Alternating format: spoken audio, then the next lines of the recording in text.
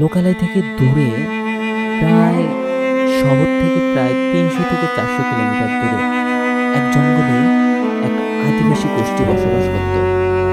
তাদের মুখে মুখে কথা শোনা এক পিশাচের কথা। তারা জঙ্গলের ভাষায় বিভিন্নভাবে এদেরকে রাক্ষসিনী বলত। ৫ জন বন্ধু মিলে ঠিক করে তারা অ্যাডভেঞ্চার করার জন্য সেই এলাকাটায় যাবে, ঝাউপুর এলাকা। কথা অনুযায়ী ট্রেনে রওনা দেওয়া হয় সেই ঝাউপুর গ্রামে যাওয়ার জন্য। শহর থেকে দূরে হওয়ার কারণে সবাই কিছু বেস ক্যাম্প, তারপর কিছু খাবার, আরও কিছু সরঞ্জাম সব কিছু নিয়ে তৈরি হয়। তারপর কথা অনুযায়ী সবাই যায়, ওখানে যাওয়ার জন্য রওনা দেয়। নন্দিনীর কথা একটু বলে রাখি। নন্দিনী হচ্ছে ক্লাসের ফার্স্ট গার্ল।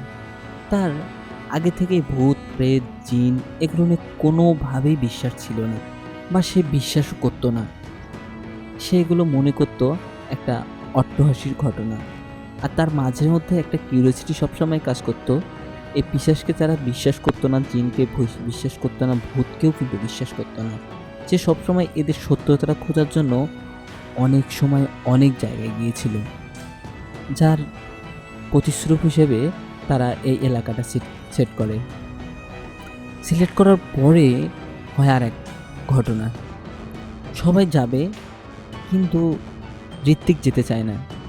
অনেক প্রেশার করার পরে ঋত্বিক একসময় রাজি হয়ে যায় এই ঘটনাটা উদ্ঘাটন করার জন্য, বা সেই জায়গাটায় যাওয়ার জন্য। ঘটনাটা কতটা সত্য তা নন্দিনী কিছুটা আঁচ করতে পেরেছিল। তারপর সকালবেলা তারা রওনা দেয়। যেতে যেতে প্রায় বিকেল গড়িয়ে ওঠে। বিকেল গড়িয়ে ওঠার পরে ওখানে যখন নামে, নন্দিনী আগে থেকে একজনকে সেট করে রেখেছিল, যার সাথে তার কোনোভাবে যোগাযোগ হয়েছিল। তারপরে সেখানে সেই একজন লোক ছিল, তার নাম ছিল শ্যামল, আর একজন নাম ছিল ব্রোয়া। শ্যামল, ব্রোয়া এরা দুজন ছিল ভালো বন্ধু।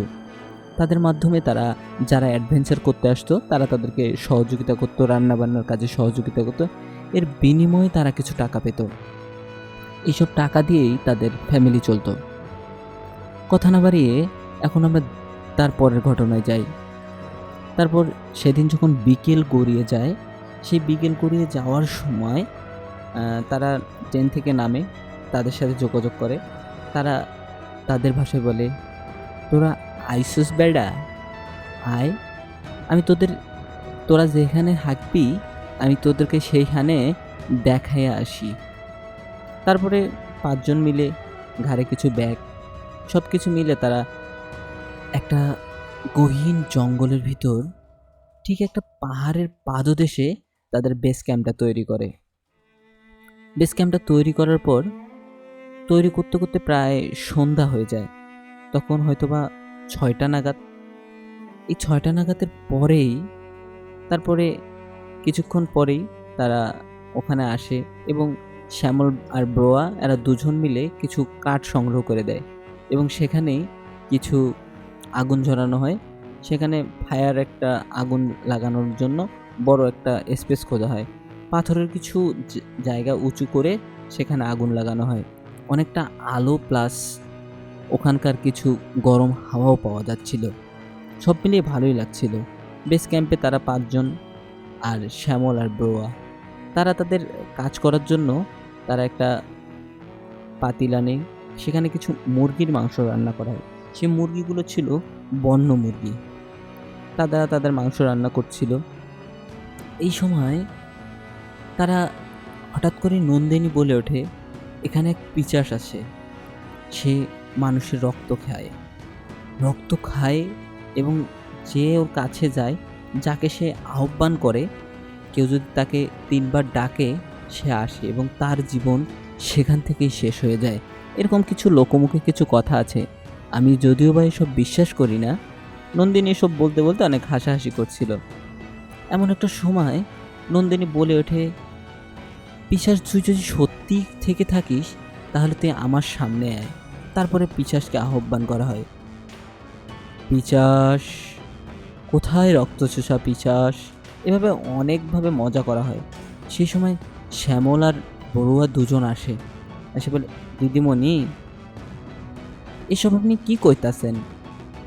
এই রক্তচোষা পিশাচ কিন্তু কারো জীবন আজ পর্যন্ত বাঁচতে দেয়নি। আপনি এদের হাতে বাঁচতে পারবেন না যদি আপনি এদেরকে ডাহেন। একথা বলে তারা তাদের রান্নাবান্না করে। এমন সময় তার বন্ধুরা সবাই মিলে কিছু মৌজ মাস্তি করার জন্য লাল পানি নীল পানি খাওয়া শুরু করে। ঋত্বিক অনেকটাই ভালো স্বভাবের কারণে সে সব লাল পানি নীল পানি খায় না, তার জন্য অবশ্য জুসের ব্যবস্থা করা ছিল। এমন সময় নন্দিনী সবাইকে বলতে থাকে, এই পিশাচকে আমরা আজকে দেখব, আমরা আজকে নতুন একটা অ্যাডভেঞ্চার করব। এরকম করতে করতে হঠাৎ করে ওই 5 জনের ভেতর আরেক বন্ধু বলে ওঠে, পিশাচ চলে আয়, আমি তোকে দেখতে চাই। তারপরে তারা অনেকক্ষণ ধরে লাল পানি নীল পানি খায়। এরকম করে বলার পরে হঠাৎ শ্যামল আর বড়ুয়া বলে, দিদিমণি, আপনাকে রান্না হয়ে গেছে, আমি এখন চলে যাই। একথা বলে তারা সেই জঙ্গলের ভিতর দিয়ে কোথায় যেন হারিয়ে যায়। তারা তাদের কাজে চলে যায়, বলতে পারেন বাসায় চলে যায়। এমন একটা পরিস্থিতিতে তারা ওখানে 5 জন ছিল। ঋত্বিক অবশ্য অনেকটা ভালো স্বভাবের, যার কারণে সে লাল পানি নীল পানি খায় না। এরপরে শুরু হয় আর এক নতুন একটা গল্পের মোড়। এটা কখন ঘটেছিল, যার কারণে এটা সবাই প্রস্তুত ছিল না এই ঘটনাটার সাথে। এরপরে একটা অন্য ধরনের একটা ঘটনা ঘটে, যে ঘটনাটা বিশ্বাস করেও আবার পারা যায় না, আবার বিশ্বাস করবেন না এটাও কিছুতে মানা যায় না। এমন একটা সিচুয়েশনে পড়ে যায় পুরো টিম, সবাই ভয় পেতেও ছিল। যাই হোক, আমি আগে সেই জঙ্গলের বর্ণনাটা দেই। জঙ্গলটা ছিল এতটাই গহীন যেন রাস্তার এপাশ থেকে ওপাশ ক্লিয়ারভাবে দেখা যায় না। জঙ্গলটা চারোদিক দিয়ে ঘেরা, অন্ধকার কুয়াশাচ্ছন্ন একটা রাত ছিল সেই রাতটা। লোকমুখে আরও কিছু এইসব বিষয়ে আরও খারাপ কিছু ঘটনাও শোনা যায়। যাই হোক, আমরা আরেকটু ঘটনার গভীরে যাই। এই ঘটনাটা ঘটে যাওয়ার কিছুদিন আগেই এখানে শোনা গিয়েছিল এর আগে কিছু ছেলেপেলে এখানে অ্যাডভেঞ্চার করতে এসে এই পিশাচের খপ্পরে পড়েছিল, এবং অনেক গ্রামের মানুষই সে পিশাচকে যেদিন দেখেছে তার পরের দিন সে হয় গলায় ফাঁসি দিয়ে, না হয়তো আত্মহত্যা করে মারা গেছে। এসব ঘটনা আপনি বিশ্বাস করবেন কি না আমি জানি না, তবে আমি যেভাবে শুনেছি আমি সেইভাবেই লিখছি আপনাদেরকে। এখানে তারপরে সেই রক্তচোষা পিশাচের খোঁজ খবর করা হয়। তারা অনেকভাবে আহ্বান করে, রাতে অনেক গান মজা টজা করা হয়। কেউ কেউ আবার ফোনে লুডোও খেলছিল। লুডো খেলতে খেলতে একটা সময় হঠাৎ করে জঙ্গলের ভিতর থেকে কিসের যেন একটা হাসির শব্দ আসে। তারপর নন্দিনী হঠাৎ উঠে একটু বাইরে যায়, বাইরে গিয়ে কিছু দেখতে পায় না। তারপরে সে অনেকটা মজার ছলে বলে আসে, পিশাচ, তুই যদি আমাকে দেখতে পাস তাহলে আমার সামনে আয়, আমি তোকে আহ্বান করছি। আমি তোর কথা শুনে আগে থেকেই তোকে আহ্বান করতে করতে এখানে এসেছি, যদি সাহস থাকে সামনে আয়। একথা বলার পরে আবার সে একটা অট্টহাসি জোরে জোরে শব্দ হয়। জঙ্গলের পাতাগুলো যেন পায়ের নিচে পড়ে কেমন যেন একটা শব্দ হচ্ছিল। যেখানে পা পড়ছে সেখানে মনে হয় পায়ের পাতাগুলো ভেঙে যাচ্ছে। গোল পাতার পাতা হওয়ার কারণে অনেক বড় বড় পাতা, যার কারণে শব্দটা একটু বেশি। কিছুক্ষণ পরে আবার ওই একই রকম একটা অট্টহাসি, এবার হাসিটা ধীরে ধীরে যেন সামনের দিকে আসছে, এতটাই সামনে যে বলাটাই খুব মুশকিল হয়ে বেড়াচ্ছে। কিছুক্ষণ পরে সে হাসিটা যখন কাছাকাছি আসছে তখন হঠাৎ নন্দিনীর ভিতরে কিসের যেন একটা পরিবর্তন লক্ষ্য করা যায়। নন্দিনীকে আমি জিজ্ঞেস করলাম, তুই কোথায় যাস? নন্দিনী কিছু না বলে যেন শব্দটা যেদিকে হচ্ছে সেদিকেই যাচ্ছে। আমরা ২-৩ জন মিলে তাকে ধরতে গেলাম। সে আমাদের হাতটা ছাড়িয়ে নিয়ে আবার যাওয়া শুরু করলো। তারপর কয়েকজন মিলে তাকে এক প্রকার জোর করেই আমরা নিয়ে আসলাম আমাদের বেস ক্যাম্পে। বেস ক্যাম্পে সে কিছুক্ষণ থাকার পর স্বাভাবিক হলো। সে বলল, "আমি ওইদিকে কেন যাচ্ছিলাম? তোরা কি কিছু জানিস?" আমরা বললাম, "না।" হঠাৎ ওই শব্দটা যেন বেস ক্যাম্পের বাহিরেই থেকে একটা শব্দ আসে। "তোরা আমাকে ডেকেছিস? আমি তোদের আহ্বানের অপেক্ষায় ছিলাম। এখন হবে সব বাস্তব ঘটনা।" একথা বলেই যেন একটা খিলখিলিয়ে হাসি দিয়ে শব্দটা কোথায় যেন মিলিয়ে যায়। আর দেখা যাচ্ছিল না বা বোঝাও যাচ্ছিল না। আমরা কোনো অবায়কও দেখি নাই, বা কোনো রক্ত, বা কোনো লাল চোখ, বা কালো আবহাওয়া, বা সাদা কোনো জামা পরা কোনো কিছু দেখি নাই। কিন্তু শব্দটা কোথায় থেকে আসছে আমরা ঠিক কেউ বুঝতে পারলাম না। হঠাৎ আমাদের কাছ থেকে দেখি নন্দিনী নেই। তারপর আমরা সে নন্দীকে খোঁজার জন্য এদিক ওদিক তাকাই। দেখি নন্দিনী জঙ্গলের ভিতর অনেকটা অদ্ভুতভাবে হেঁটে যাচ্ছে। আমরা তার দিকে দৌড়ে গিয়ে যখন তাকে ধরতে ধরি, সে অনেকটা শক্তি দিয়ে আমাদেরকে এমনভাবে ছুঁড়ে মারে, আমরা যেন ছিটকে যাচ্ছিলাম না। অনেকটাই ওই সিনেমার মতো, যেন আমরা তাকে ধরছি, সে আমাকে যেন হাত দিয়ে আঘাত করে উড়ে উড়ে অন্য জায়গায় ছিটকে ফেলে দিচ্ছে।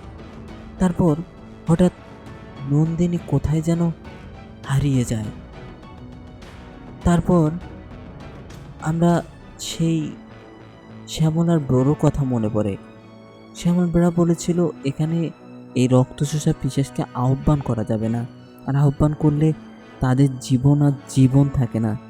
এই ঘটনা বারবার মনে হচ্ছিল আমাদের।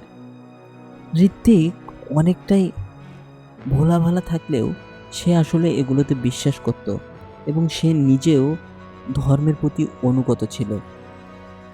তারপর তারা তার নন্দিনী বন্ধুকে খুঁজতে যাবে, এ সাহসটাও পাচ্ছিল না। আবার তাকে যে রেখে যাবে এখানে, সে সাহসটাও পাচ্ছিল না। তারপর তারা অনেক কিছু চিন্তা ভাবনা করে জঙ্গলের ভিতরে যাওয়ার একটা প্রস্তুতি নেয়। সবারই কাছে হাতে কিছু লাইট। হঠাৎ করেই যেন একটু জঙ্গলের ভিতরে যাওয়ার পর কোথায় যেন লাইটগুলো আর জ্বলছে না, কোনোভাবেই কাজ করছে না। তারপর তারা একে অন্যের হাত ধরে ধরে রাস্তার সোজা বুঝে বুঝে আর নন্দিনীকে ডাকতে থাকে। হঠাৎ কোনো শব্দ না পেয়ে তারা জঙ্গলের অনেক ভিতরে ঢুকে যায়। ভিতরে ঢুকে যাওয়ার পরে তারা একটা গাছ দেখতে পায়, মনে হয় বট গাছ। গাছটার সামনের দিকটা ছিল পোড়া, আর তার সামনেই একটা অদ্ভুত বস্তু দেখে, যেটা দেখার কোনোভাবেই তারা প্রস্তুত ছিল না দেখার জন্য।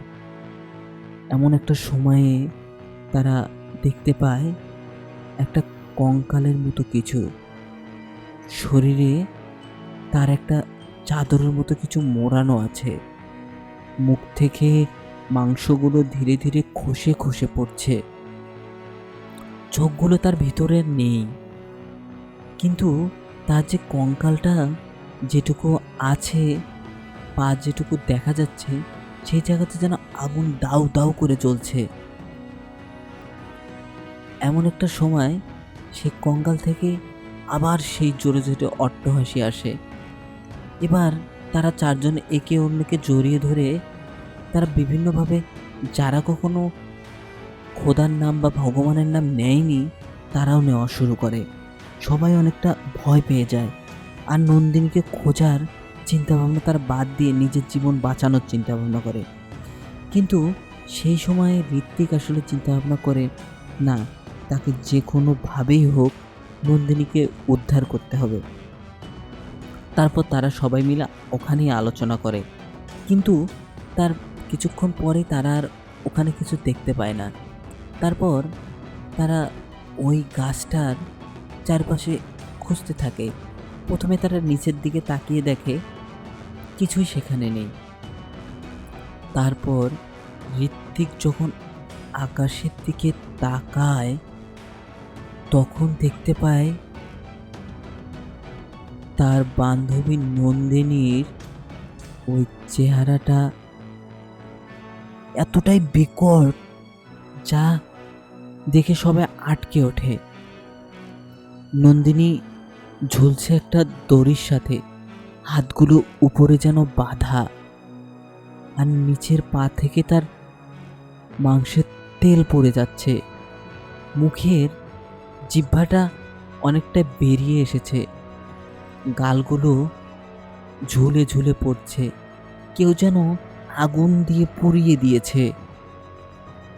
এতভাবেই খারাপভাবে পুড়িয়ে দিয়েছে যে তার পুরো শরীর থেকে তার শরীরের তেলগুলো পড়ছে, আর তেল থেকে রক্ত না, তেল থেকে যে রসগুলো পড়ছে সেগুলোতে ফোঁটায় ফোঁটায় আগুনের মতো পড়ে যাচ্ছে।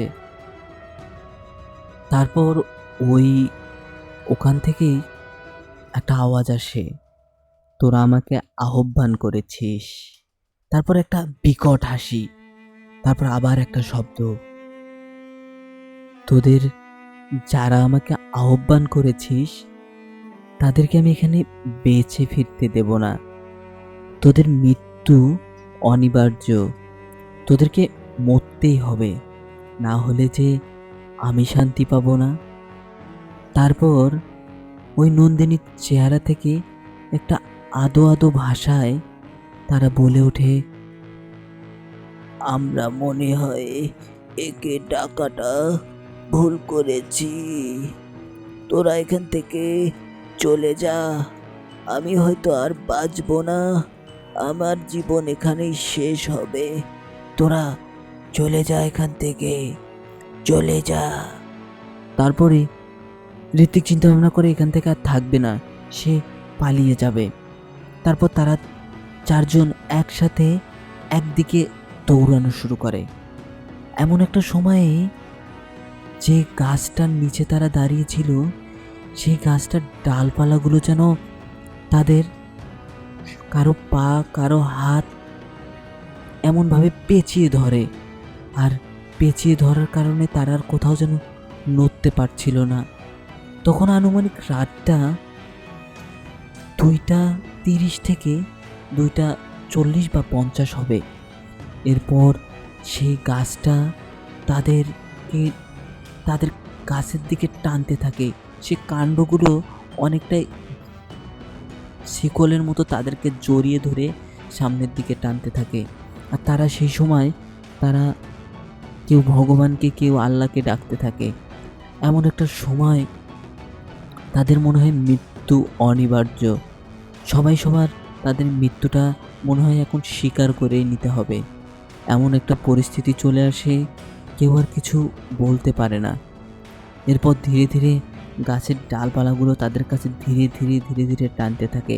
আর একটা সেই বিকট হাসিটা এতটাই জোরে জোরে হচ্ছিল যা বলাই বড় মুশকিল।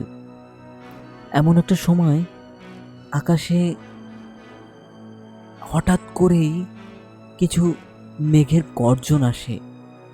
গর্জনটা এত জোরে আসে সব কিছু আলোকিত করে দেয়। জোরে জোরে আকাশের ডাক হচ্ছে, আর যেন সেই গর্জনটা সেই গাছটার কাছে এসে পড়ছে। হঠাৎ করে একটা বিকট একটা আলোর রোশনি এসে পড়ে সেই গাছটার উপরে পড়তেই জোরে একটা কান্নার শব্দ হয়, আর কান্নার শব্দ হওয়ার সাথে সাথেই সেখানকার ডালপালাগুলো নিজেকে গুটিয়ে নিতে থাকে। এমন একটা পরিস্থিতি তারা চারজন এত জোরে ওখান থেকে একটা দৌড় দিয়ে জঙ্গলের ভিতরে কোথায় যেন হারিয়ে যায়। তারপর তারা তাদের বেস ক্যাম্প আর খুঁজে পায় না। এমন একটা পরিস্থিতিতে তারা দিক বিদিক ভুলে হঠাৎ করে তারা সেখানেই অজ্ঞান হয়ে যায় চারজন একসাথে। আর একটা গন্ধ ছিল, সেই গন্ধটা সহ্য না করতে পেরে তারা ওখানে অজ্ঞান হয়ে যায়। অজ্ঞান হওয়ার পরে তারা যখন চোখ খোলে তখন তারা দেখে তাদের চোখের সামনে 10 থেকে 15টা মাথা তাদেরকে জাগানোর চেষ্টা করছে। তারা অনেকটা অবাক হয়ে উঠে বসে পড়ে। ঋত্বিক তো অনেক ভয় পেয়ে গিয়েছিল এবং সে উঠে বসেই সে অনেক চিল্লাতে শুরু করে। তখন শ্যামল আর বড়ুয়া তাকে বলে, এই বেডা, এত চিল্লাস কেন? আর তোর সাথে ওই দিদিমণিটা কই? তারপরে তারা তাদের কথাগুলো মনে করতে পারছিল না। কিছুক্ষণ পর যখন সবকিছু স্বাভাবিক হয়ে যায়, তখন তারা বলে নন্দিনীকে সেই পিশাচটা নিয়ে গেছে। এমন কথা বলতেই যেন আকাশ থেকে কোনো কিছু পড়ল। শ্যামল আর বড়ুয়া থমকে ওঠে,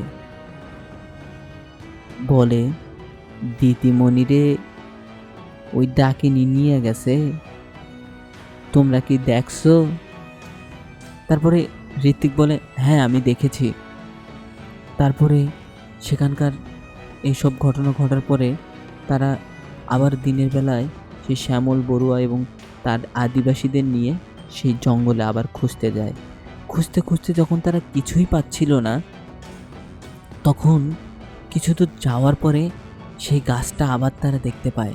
বলে, এখানেই আমি দেখেছিলাম তাকে। শ্যামল কয়, আপনারা এইখানে দেখছেন? তখন ঋত্বিক বলে, হ্যাঁ এখানেই দেখেছি। তারপর ওই আদিবাসীগুলো সবাই পিছনের দিকে যেতে থাকে। তারপর আদিবাসীরা বলে, এখানে আর থাকা যাবে না, আপনারাও চলেন। একথা বলে তারা বলে এক প্রকার জোর করেই তাদেরকে নিয়ে যায়। নিয়ে যাওয়ার পরে তারা এখন তার বন্ধুকে খুঁজতে হবে, এজন্য তারা সেখানে কিছু পুলিশ কল করে। তারপরে তাদের পরিবারকে জানানো হয়, নন্দিনীর পরিবারকেও জানানো হয়। নন্দিনীর পরিবারও অনেকটা চাপে পড়ে এই ঘটনাটা শোনার পরে সাথে সাথে চলে আসে ওখানে। তারপরে অদ্ভুত একটা ঘটনা, এখানে যখন তারা পুলিশকে জানায়, সেই থানাতে গিয়ে একটা অভিযোগ করে, মিসিং ডায়েরি করে, তখন পুলিশেরাও অনেকটা আটকে যায়। বলে, ওখানে যারা যায় আজ পর্যন্ত কেউ ফিরে আসেনি, তার মতো আপনার বান্ধবীরাও কখনো ফিরে আসবে না। একথা বলার পর ঋত্বিক অনেকটা প্রশাসনের ভয় দেখিয়ে ভালো কিছু বলে তাদের কিছু দুর্বল পয়েন্টগুলো ধরে বলে দেয়। তারপরে অনেকটা বাধ্য হয়ে একজন ফরেস্ট অফিসার সহ আরও কিছু লোকজন সহ এবং আদিবাসীরাও অনেকটা সহযোগিতা করে তাদেরকে। এখানে নন্দিনীর পরিবারও ছিল। নন্দিনীর পরিবারেরা সহ সবাই মিলে ওই জঙ্গলে তন্ন তন্ন করে খোঁজে। সেই গাছটার কাছে যখন ফরেস্ট অফিসার সহ কনস্টেবল আরও 2-1জন পুলিশ যখন যায়, তখন তারাও বিষয়টা অনেকটা ভীতিকরভাবে দেখে। কোথাও কোনো দাগ নেই, কোনো নিশানা নেই, শুধু সেই গাছটার সামনে কিছু পায়ের দাগ পাওয়া যায়। আর এই দাগগুলো থেকে বোঝা যায় কেউ না কেউ এখানে এসেছিল। যে ডালটাতে নন্দিনীকে ঝুলতে দেখা গিয়েছিল, সে ডালটাও আর সেই জায়গায় আর নেই, মনে হয় ডালটা অন্য দিক পরিবর্তন করেছে। তারপরে সেখানে দেখানো হয় সব কিছু, কিন্তু গাছটায় কোনো কিছু দেখা যায় না, শুধু গাছের গোড়ায় কিছু রক্ত দেখা যায়। এরপরে অনেকটাই হতাশ হয়ে তারা বাসায় ফিরে আসে। বাসায় ফিরে আসার পর জঙ্গলের সেই আদিগোষ্ঠীর শ্যামল বড়ুয়ার মোড়ল কাছে যায়। মোড়লের কাছে যাওয়ার পরে তারা এই ঘটনা সম্পর্কে জানতে চায়। এরপর মোড়ল বড়ুয়ার কাছে যাওয়ার জন্য অনেকভাবেই তারা সেই মোড়লের কাছে যাওয়ার চেষ্টা করে। মোড়ল ছিল একদম 100 থেকে 110 বছর বয়সী একটা বৃদ্ধ। শরীরটা যেন বাঁকা হয়ে গেছে, লাঠিতে ভর করে কোনো রকম কুচো হয়ে হাঁটতে পারে, আর সাথে থাকে একটা হুকো। এই হুকোটা দিয়ে সে মাঝে মাঝে একটু টান দিয়ে ধুমো বার করে আর কাশতে থাকে। তারপরে তারা বন্ধু মিলে, ঋত্বিক সহ সবাই মিলে এই বিষয়টা জানতে চায় আসলে কি এমন হয়েছিল যার কারণে এই এখানে পিশাচ দেখা যায়। আগে থেকে কি এগুলো ছিল? তারপর মোড়ল অনেকটা ইচ্ছার বিরুদ্ধেই সে তার রুমে যায় কিছু না বলে। তারপরে শ্যামলের অনেক জোরাজুরিতে ঘটনাটা বলতে সে স্বীকৃতি জানায়।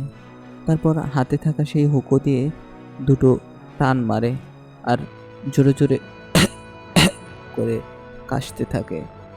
কাশার পরে বলতে চায়, তোরা তাহলে শুনবি বেডা এই ঘটনাটা।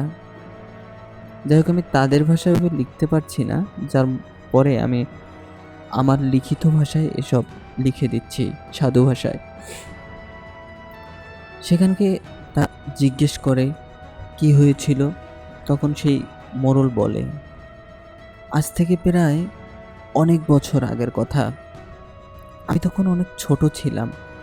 আমার বাবা ছিল এই অঞ্চলের মোড়ল, সেই সব কিছু করত। কিন্তু একদিন আমাদের এলাকায় একটা মেয়ে আসে। সে মেয়েটার চেহারা ছিল অনেকটা শ্যাম বর্ণের, গাগুলো ছিল কালো, কিন্তু তার মুখের আকৃতিটা এতটাই সুন্দর ছিল যা ভাষায় প্রকাশ করা যাবে না। সে কোথায় থেকে এসেছিল আসলে কেউ জানতো না, শুধু জানতো আমার বাবা সেই মোড়ল। আমার বাবার তাকে একটা এই এলাকার ভিতরে থাকতে দেয়। এলাকার অনেক লোকই তার উপর অনেকভাবে কুনজর দিচ্ছিল। তার পা যেন একদম কালো ছিল, পুরো শরীর কালো থাকা সত্ত্বেও তার চেহারার ভিতর একটা আলাদা মাধুর্য ছিল। কোনো একটা পুরুষ দেখলেই তার উপর লোভে পড়ে যাবে, এইরকম একটা পরিস্থিতি ছিল। তারপর একদিন সে দেখতে পায় যে সেই মেয়েটি একটা গাছের নিচে গিয়ে কি যেন জব করছে। জব করার পর সে আবার বাসায় আসে। এভাবে এলাকার অনেক লোকেই তাকে দেখতে পায় ওই গাছটার নিচে কি যেন একটু সাধনা বা জব করার মতো। জব বলতে কিছু মন্ত্র পাঠ করে সেই গাছের নিচে গিয়ে। এলাকার অনেক ছেলে মানুষই তার প্রতি ধীরে ধীরে আকৃষ্ট হতে শুরু করে। সবাই তাকে মনে মনে চাচ্ছিল। এতে এলাকার প্রতিটা মহিলা মানুষ সেই মেয়েটিকে সহ্য করতে পারছিল না। কেউ তাকে দেখতেও পাচ্ছিল না, এতটাই ভাবে খারাপভাবে নিচ্ছিল যেন এলাকার সব ছেলে মানুষকে সে একাই গ্রাস করে ফেলেছে। এরপর কিছুদিন পরে দেখা যায় এলাকার লোক মারা গেছে। সেই লোকগুলো মারা যখন যায়, তাদের শরীর থেকে যেন রক্ত শুষে শুষে নেওয়া হয়েছে। তাদের যে মৃত্যুর শরীরগুলো পাওয়া যায়, সেই শরীরগুলোতে কোনো রক্ত ছিল না, মুখগুলো ছিল ফ্যাকাশে। মনে হয় শরীরের সব রক্ত বের করে নিলে মানুষের যে পরিস্থিতি তৈরি হয়, সেই পরিস্থিতিটাই তৈরি হয়েছে। কেউ বিভিন্ন জায়গায় বিভিন্নভাবে মারা যায়। কেউ জঙ্গলের ভিতরে মারা যায়, কেউ গাছে কোনো কাজ করলে মারা যায়, কেউ আবার অসুস্থ হয়ে মারা যায়। সব মারা যাওয়ার পিছনেই একটাই কারণ দেখা যায়, তাদের শরীরে রক্ত শূন্যতা দেখা দিয়েছে, তাদের শরীরে রক্ত নেই।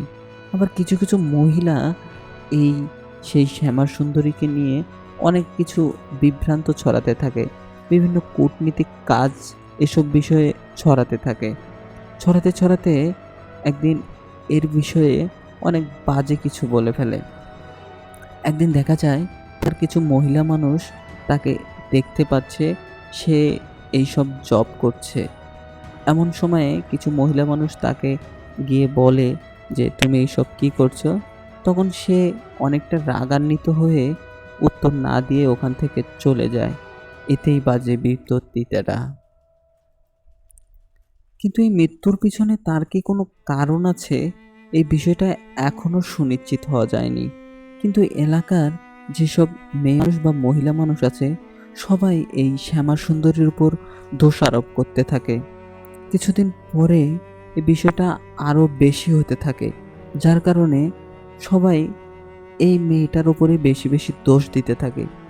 আদতেও এই মেয়েটার কোনো দোষ আছে কি না, এটা এখনো কিন্তু সুনিশ্চিত হওয়া যায়নি। তবে সবাই সন্দেহ করত এই মৃত্যুর পিছনে এই মেয়ের কোনো না কোনোভাবে হাত আছে। এরপরে অনেক দিন সময় কেটে যায়।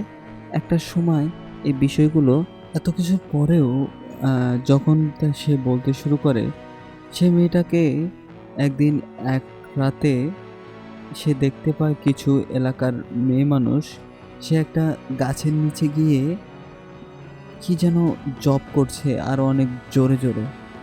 তারপর কোনো কিছু না ভেবেই সেখানকার সেই মহিলাগুলো মোড়লকে এসে বলে।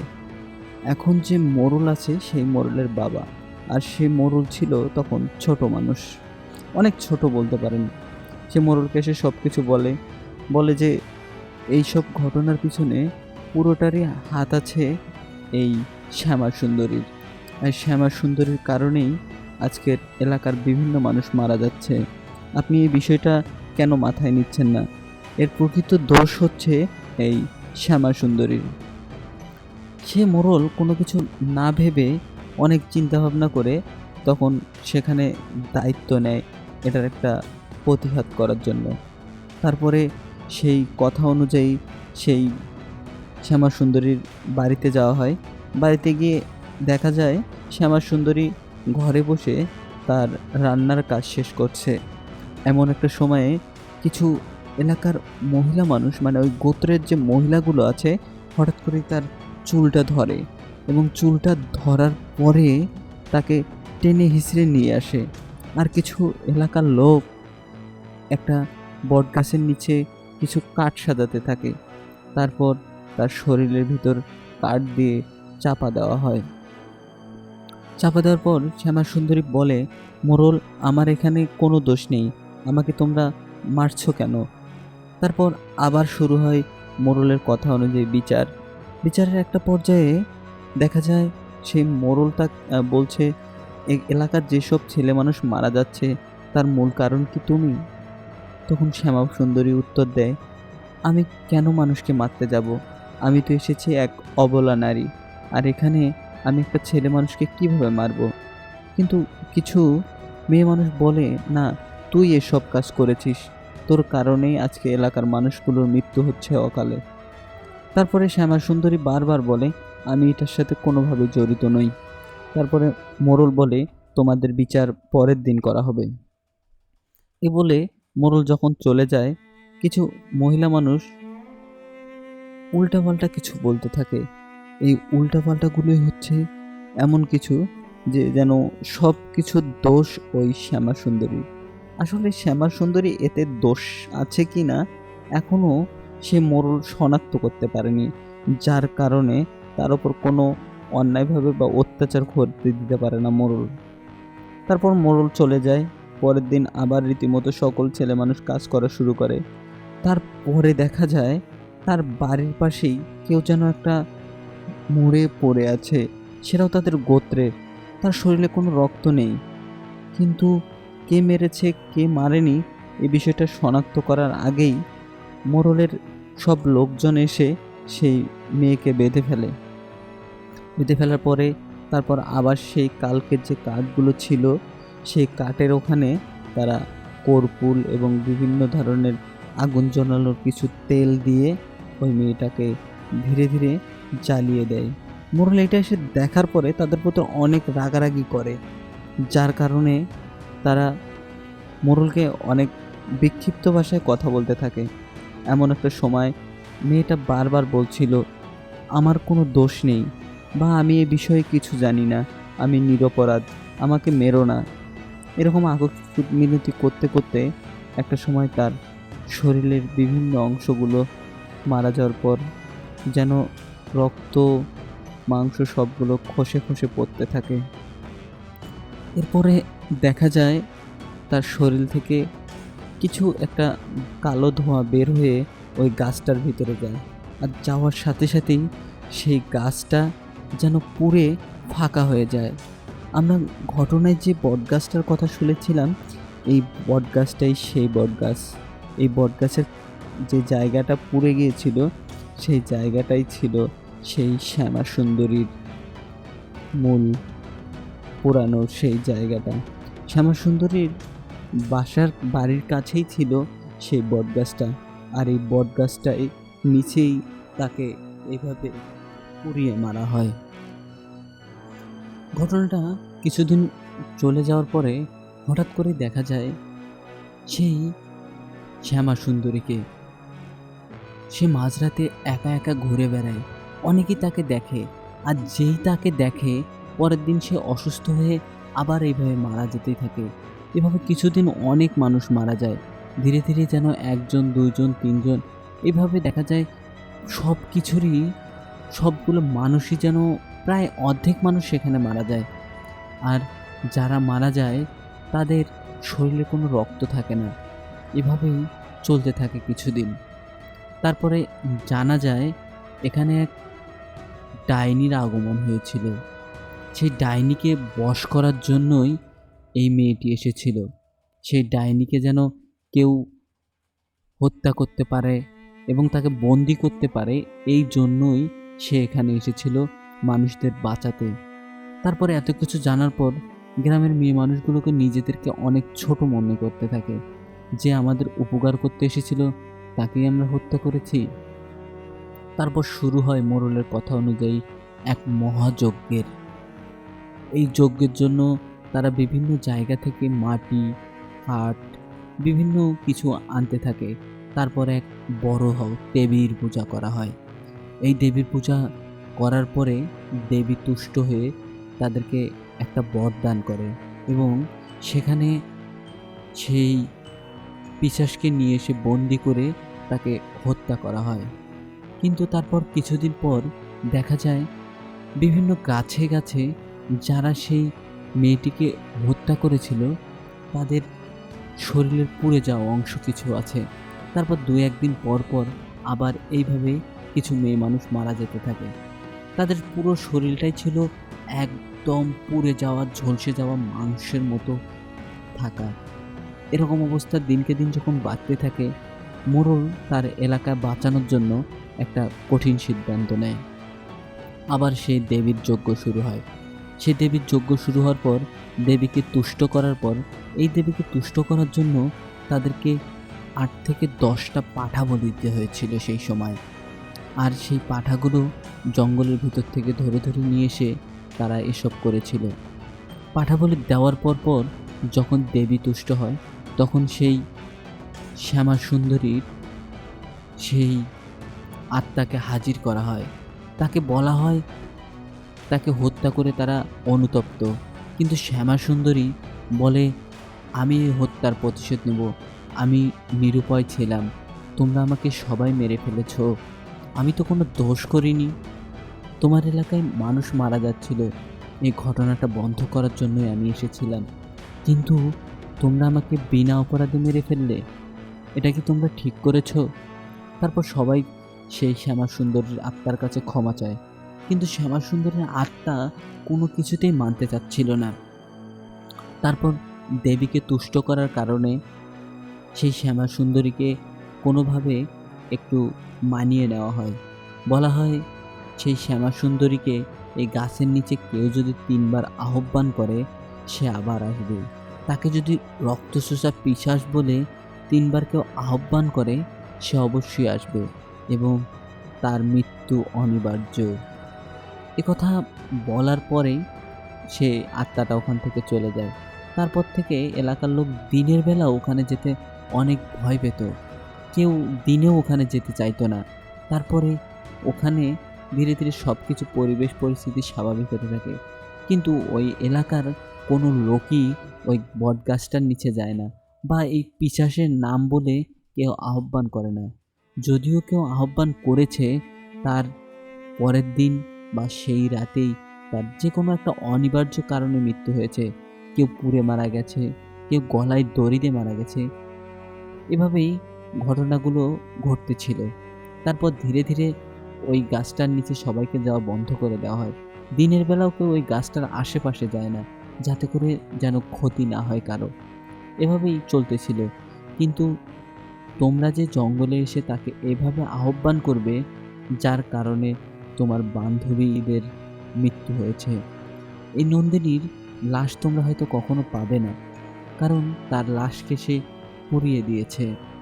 হয়তোবা তার ভিতরেও সে প্রবেশ করে তাকেও ধ্বংস করে দিয়েছে। যাই হোক, তাকে যদি তোমরা না পাও এই স্বপ্নটা তোমাদের কুরে কুরে খাবে। তারপরে আবার সেই মোড়ল বলে, আমি এক যজ্ঞের আয়োজন করব আমাবস্যার রাতে, যার জন্য তোমাকে 7টা পাঠা আনতে হবে। সে কথা অনুযায়ী তাদের বন্ধুরা সেই আমাবস্যার রাতের অপেক্ষায় থাকে। দেখা যায় 2 থেকে 3 মাস পরে সেই কাঙ্ক্ষিত আমাবস্যার রাত আসে। আমাবস্যার রাত আসলে আবার শুরু হয় দেবীর পূজা। একদিকে ঢোল বাজছে, তারা কিছু মন্ত্র জপ করছে। কিছুক্ষণ পরে দেখা যায় একটা অদৃশ্য কালো ছায়া সেখানে এসে হাজির। তাদেরকে অনেকটাই কর্কট ভাষায় বলে, তোরা আমাকে আবার ডেকেছিস কেন? তখন গ্রামের মোড়ল তাকে বলে তাদের সকল ঘটনা শোনার পরে সেই পিশাচের কথাটা যখন মনে হয়, তখন সেই দেবী তাকে বলে দেয়, সে মেয়েকে সে পুড়ে মেরে ফেলেছে। আমি তোদেরকে আগেই বলেছিলাম ওকে কেউ আহ্বান করবে না, আর আহ্বান করার কারণেই তোদের এই বান্ধবীর জীবনটা চলে গেছে। এতে আমার বা অন্যদের কিছু করার নেই। এভাবেই চলে যায় সব ঘটনা শেষ হওয়ার পরেই আপনারা হয়তো ভাবছেন এটা কোনো একটা কাল্পনিক ঘটনা।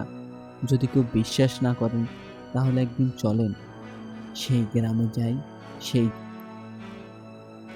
মানুষের জীবন ধ্বংস করার জন্য যে কালো জাদু করে মানুষের জীবন শেষ করা যায়, এই ঘটনাটা না পড়লে আমি হয়তো বুঝতে পারতাম না। ঘটনাটা পড়ে আমি অনুপ্রাণিত হওয়ার পরে আমি আসলে আমার আগ্রহের সাথে এই ঘটনাটা প্রকাশ করলাম। যাই হোক, কথা না বাড়িয়ে ঘটনায় চলে যাওয়া যাক। ঘটনাটি আমাকে পাঠিয়েছে একজন সৌদি আরব প্রবাসী। তিনি আমাকে যেভাবে পাঠিয়েছে আমি ঠিক সেইভাবেই আপনাকে পড়ে শোনানোর চেষ্টা করছি। আসসালামু আলাইকুম জিশান জনি ভাই। আলহামদুলিল্লাহ ভালো আছেন জানি, ভালোর দলে আছেন, ভালোর সাথেই আছেন। আমি ঠিকানা প্রকাশ করতে ব্যর্থ হলাম এবং ক্ষমা চেয়ে নিচ্ছি।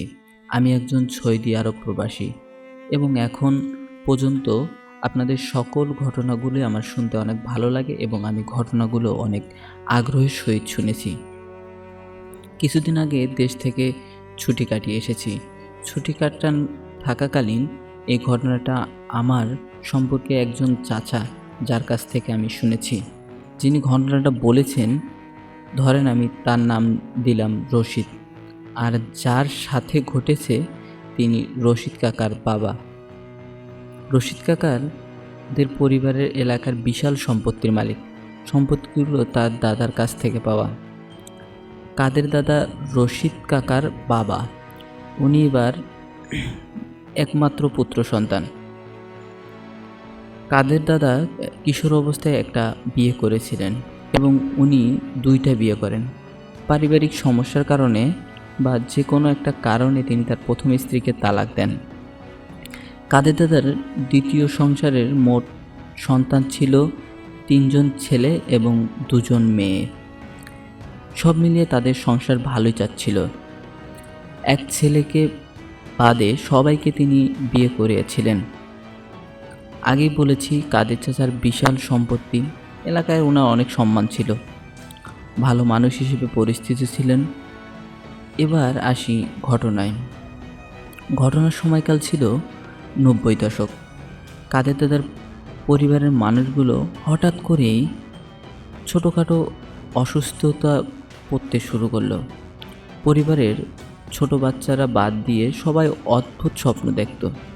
স্বপ্নগুলো ছিল অনেকটাই অদ্ভুত, যেমন কেউ হারিয়ে যাচ্ছে, কেউ মারা যাচ্ছে, কেউ আবার পানিতে ডুবে যাচ্ছে। ওনারা অসুস্থতার কারণে ডাক্তারের কাছে যায়, ওষুধ খায়, কিন্তু ওষুধ ছাড়ার নাম নেই। মানে অসুখ থাকবেই, মানে ওষুধ ছাড়া তারা বাঁচতেই পারে না। এমন একটা সময় শীতকালে কাদের দাদা বিশাল সবজি খেতে অনেক ফলন হয়েছে। ওনার এই সবজি এবং অন্যান্য কৃষিকাজের জন্য 2টো শ্রমিক সবসময় কাজ করত। কোনো দিন একজন শ্রমিক এসে বলল, একজন শ্রমিক এসে বলল, চাচা আমার মনে হচ্ছে কেউ আমাদের সবজি ক্ষেতের সবজি চুরি করেছে। সবজি ক্ষেতের সবজি অনেকগুলোই নাই, আর ক্ষেতের অবস্থাও খুব খারাপ। কাদের দাদা ক্ষেত দেখতে যাওয়ার পর দেখে সবজি ক্ষেতের অনেক অংশ নষ্ট হয়ে গেছে। সবজিগুলো অন্য জমির উপর পড়ে আছে, যেন কেউ এর উপর রাগকে খোপে বলের মতো শট দিয়ে দিয়ে ছুঁড়ে মেরেছে সবজিগুলো। কাদের দাদা বললেন হয়তো কোনো শেয়াল বা কুকুর করেছে। তিনি অন্য কিছু ভাবেননি। সে তাদেরকে বলল, কাজ করো, ক্ষেতের চারপাশে ভালো করে ভাঙ্গা বেড়াগুলো ঠিক করে দাও, আর সব কিছু ঠিকঠাক করে তোমরা কাজ শেষে বাসায় চলে যাও। শ্রমিক তাদের সেই কথা শুনল এবং সব কাজগুলো শেষ করে চলে গেল। আর নষ্ট করা সবজির ফলনগুলো অন্য কোথাও পাঠিয়ে দাও, বা অন্য জমি যেন নষ্ট না হয় সেদিকে খেয়াল রেখো। এরপরে কাদের দাদা নিজে একটা চিন্তা ভাবনা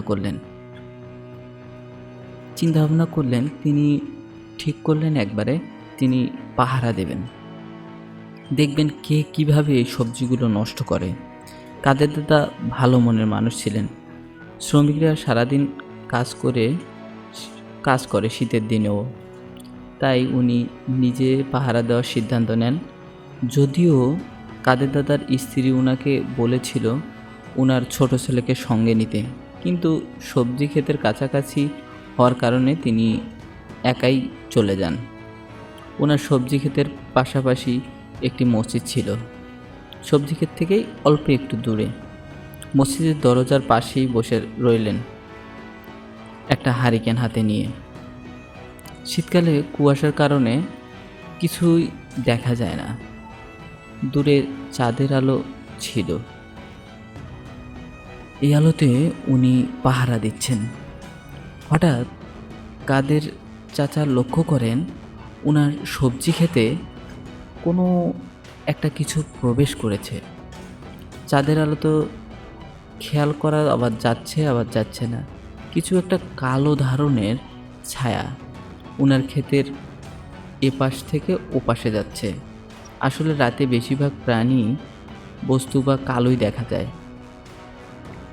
দাদা উনার হারিকেনের আলোটা কমিয়ে দিলেন, যাতে সেই প্রাণী বা মানুষটিকে যে হোকভাবে ধরা যায় সেও যেন টের না পায়।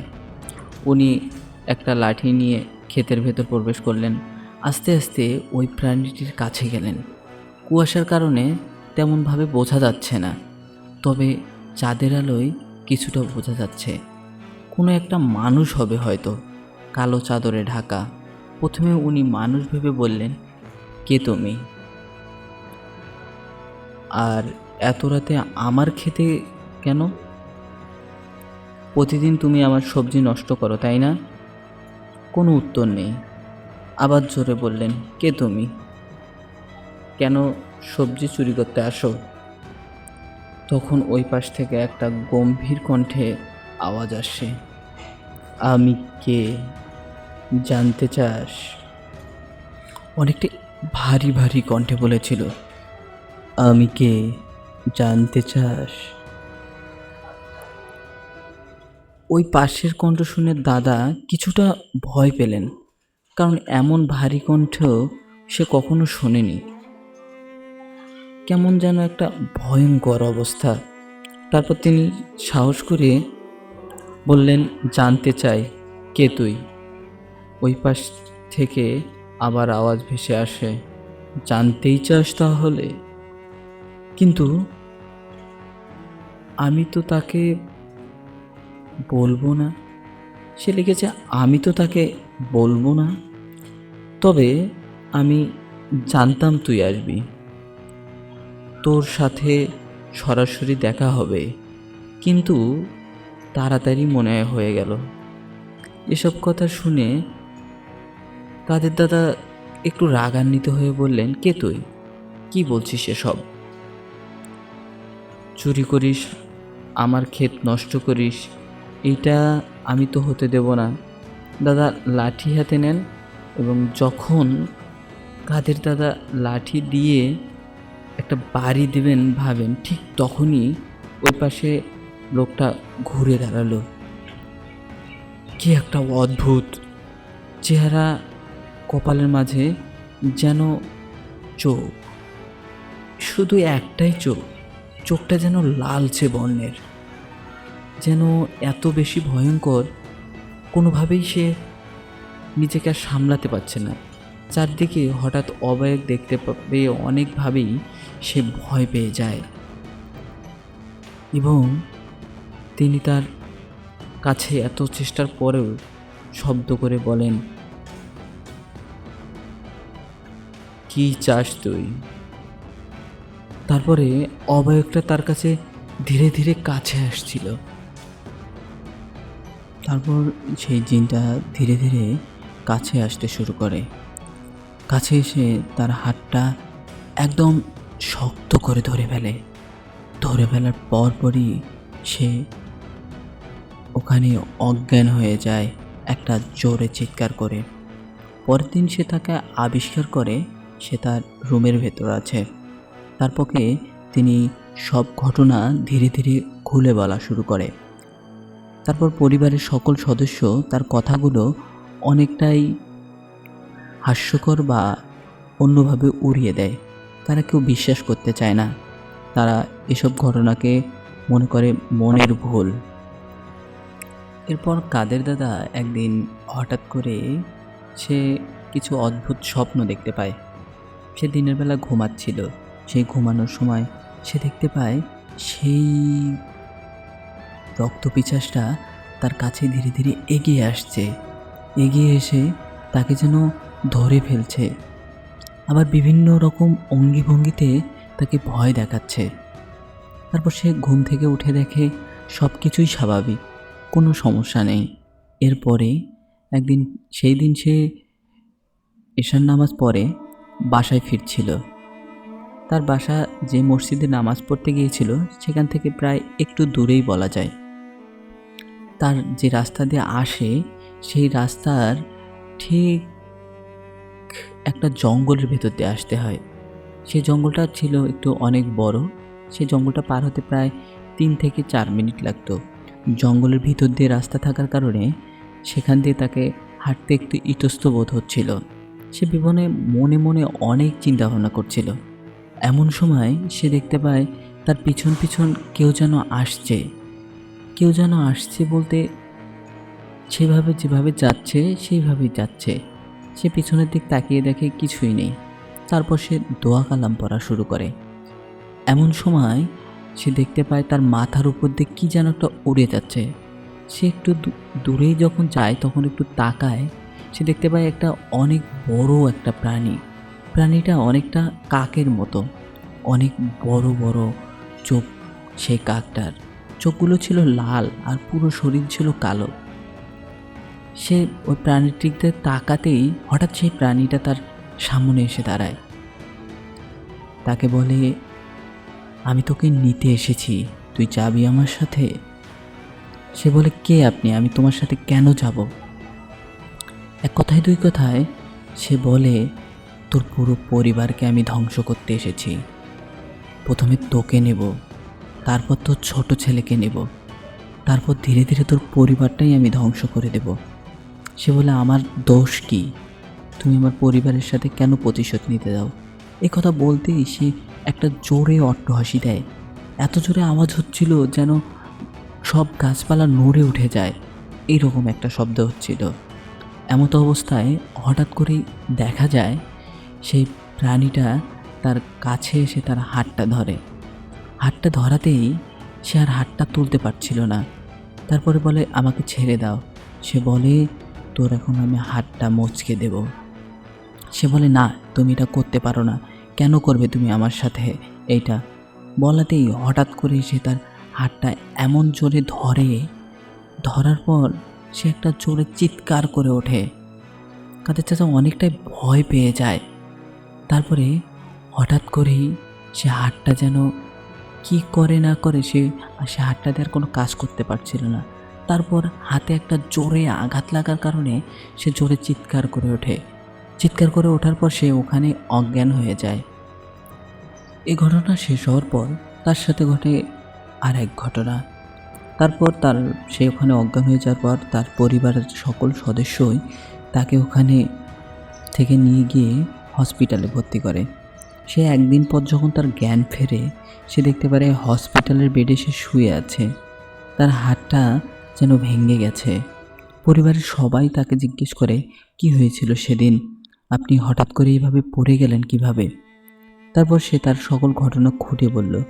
তখন পরিবারের কিছু কিছু লোক এটা বিশ্বাস করা শুরু করলো। এমত অবস্থায় তার পরিবারের সবাই তাকে মনে মনে সাহস দিতে শুরু করলো এবং এই বিষয়টা নিয়ে তারা একটু ভালোভাবে চিন্তা করা শুরু করলো। চিন্তা করতে করতেই পরিবারের সকল সদস্যগুলো ধীরে ধীরে বাসায় চলে যায়। শুধু ছিল তার ছোট ছেলে আর সেই দাদা, তিনি ওখানেই থাকেন। হঠাৎ সে যখন ঘুমিয়ে, তখন সে স্বপ্ন দেখতে পায় কি যেন তার একটু নিঃশ্বাস নিতে সমস্যা হচ্ছে। চোখ খুলতেই দেখে তার শরীরের উপর সেই অশরীরে পিশাচটা ওখানে আছে। সে ধীরে ধীরে ঘামতে শুরু করে, কোনো কথা বলতে পারছে না। তার গলার উপরে যেন পা দিয়ে বসে আছে, এমনভাবে বসে আছে তার কোমরে একটা পা আর একটা পা গলায়। সে নিঃশ্বাস নিতেও পারছে না ঠিকভাবে। এমন সময় সেই পিশাচটা তাকে বলে, প্রথমে তোকে নেব, তারপর তোর ছোট ছেলেকে নেব। এসব বলেই সে হঠাৎ করে ওখান থেকে পা থেকে ছেড়ে দেয়। তারপরে সেই ওখান থেকে কিছুটা বুঝতে পারে যে কোনো না কোনো একটা বিপদ হতে চলেছে। এরপরে পরের দিনে রাতে দেখা যায় তার ছোট ছেলে, তার স্ত্রী এবং তার এক মেয়ে তার সাথে আছে। তারা বাইরে যাওয়ার কারণে তার ছোট ছেলে ওই রুমে একাই ছিল।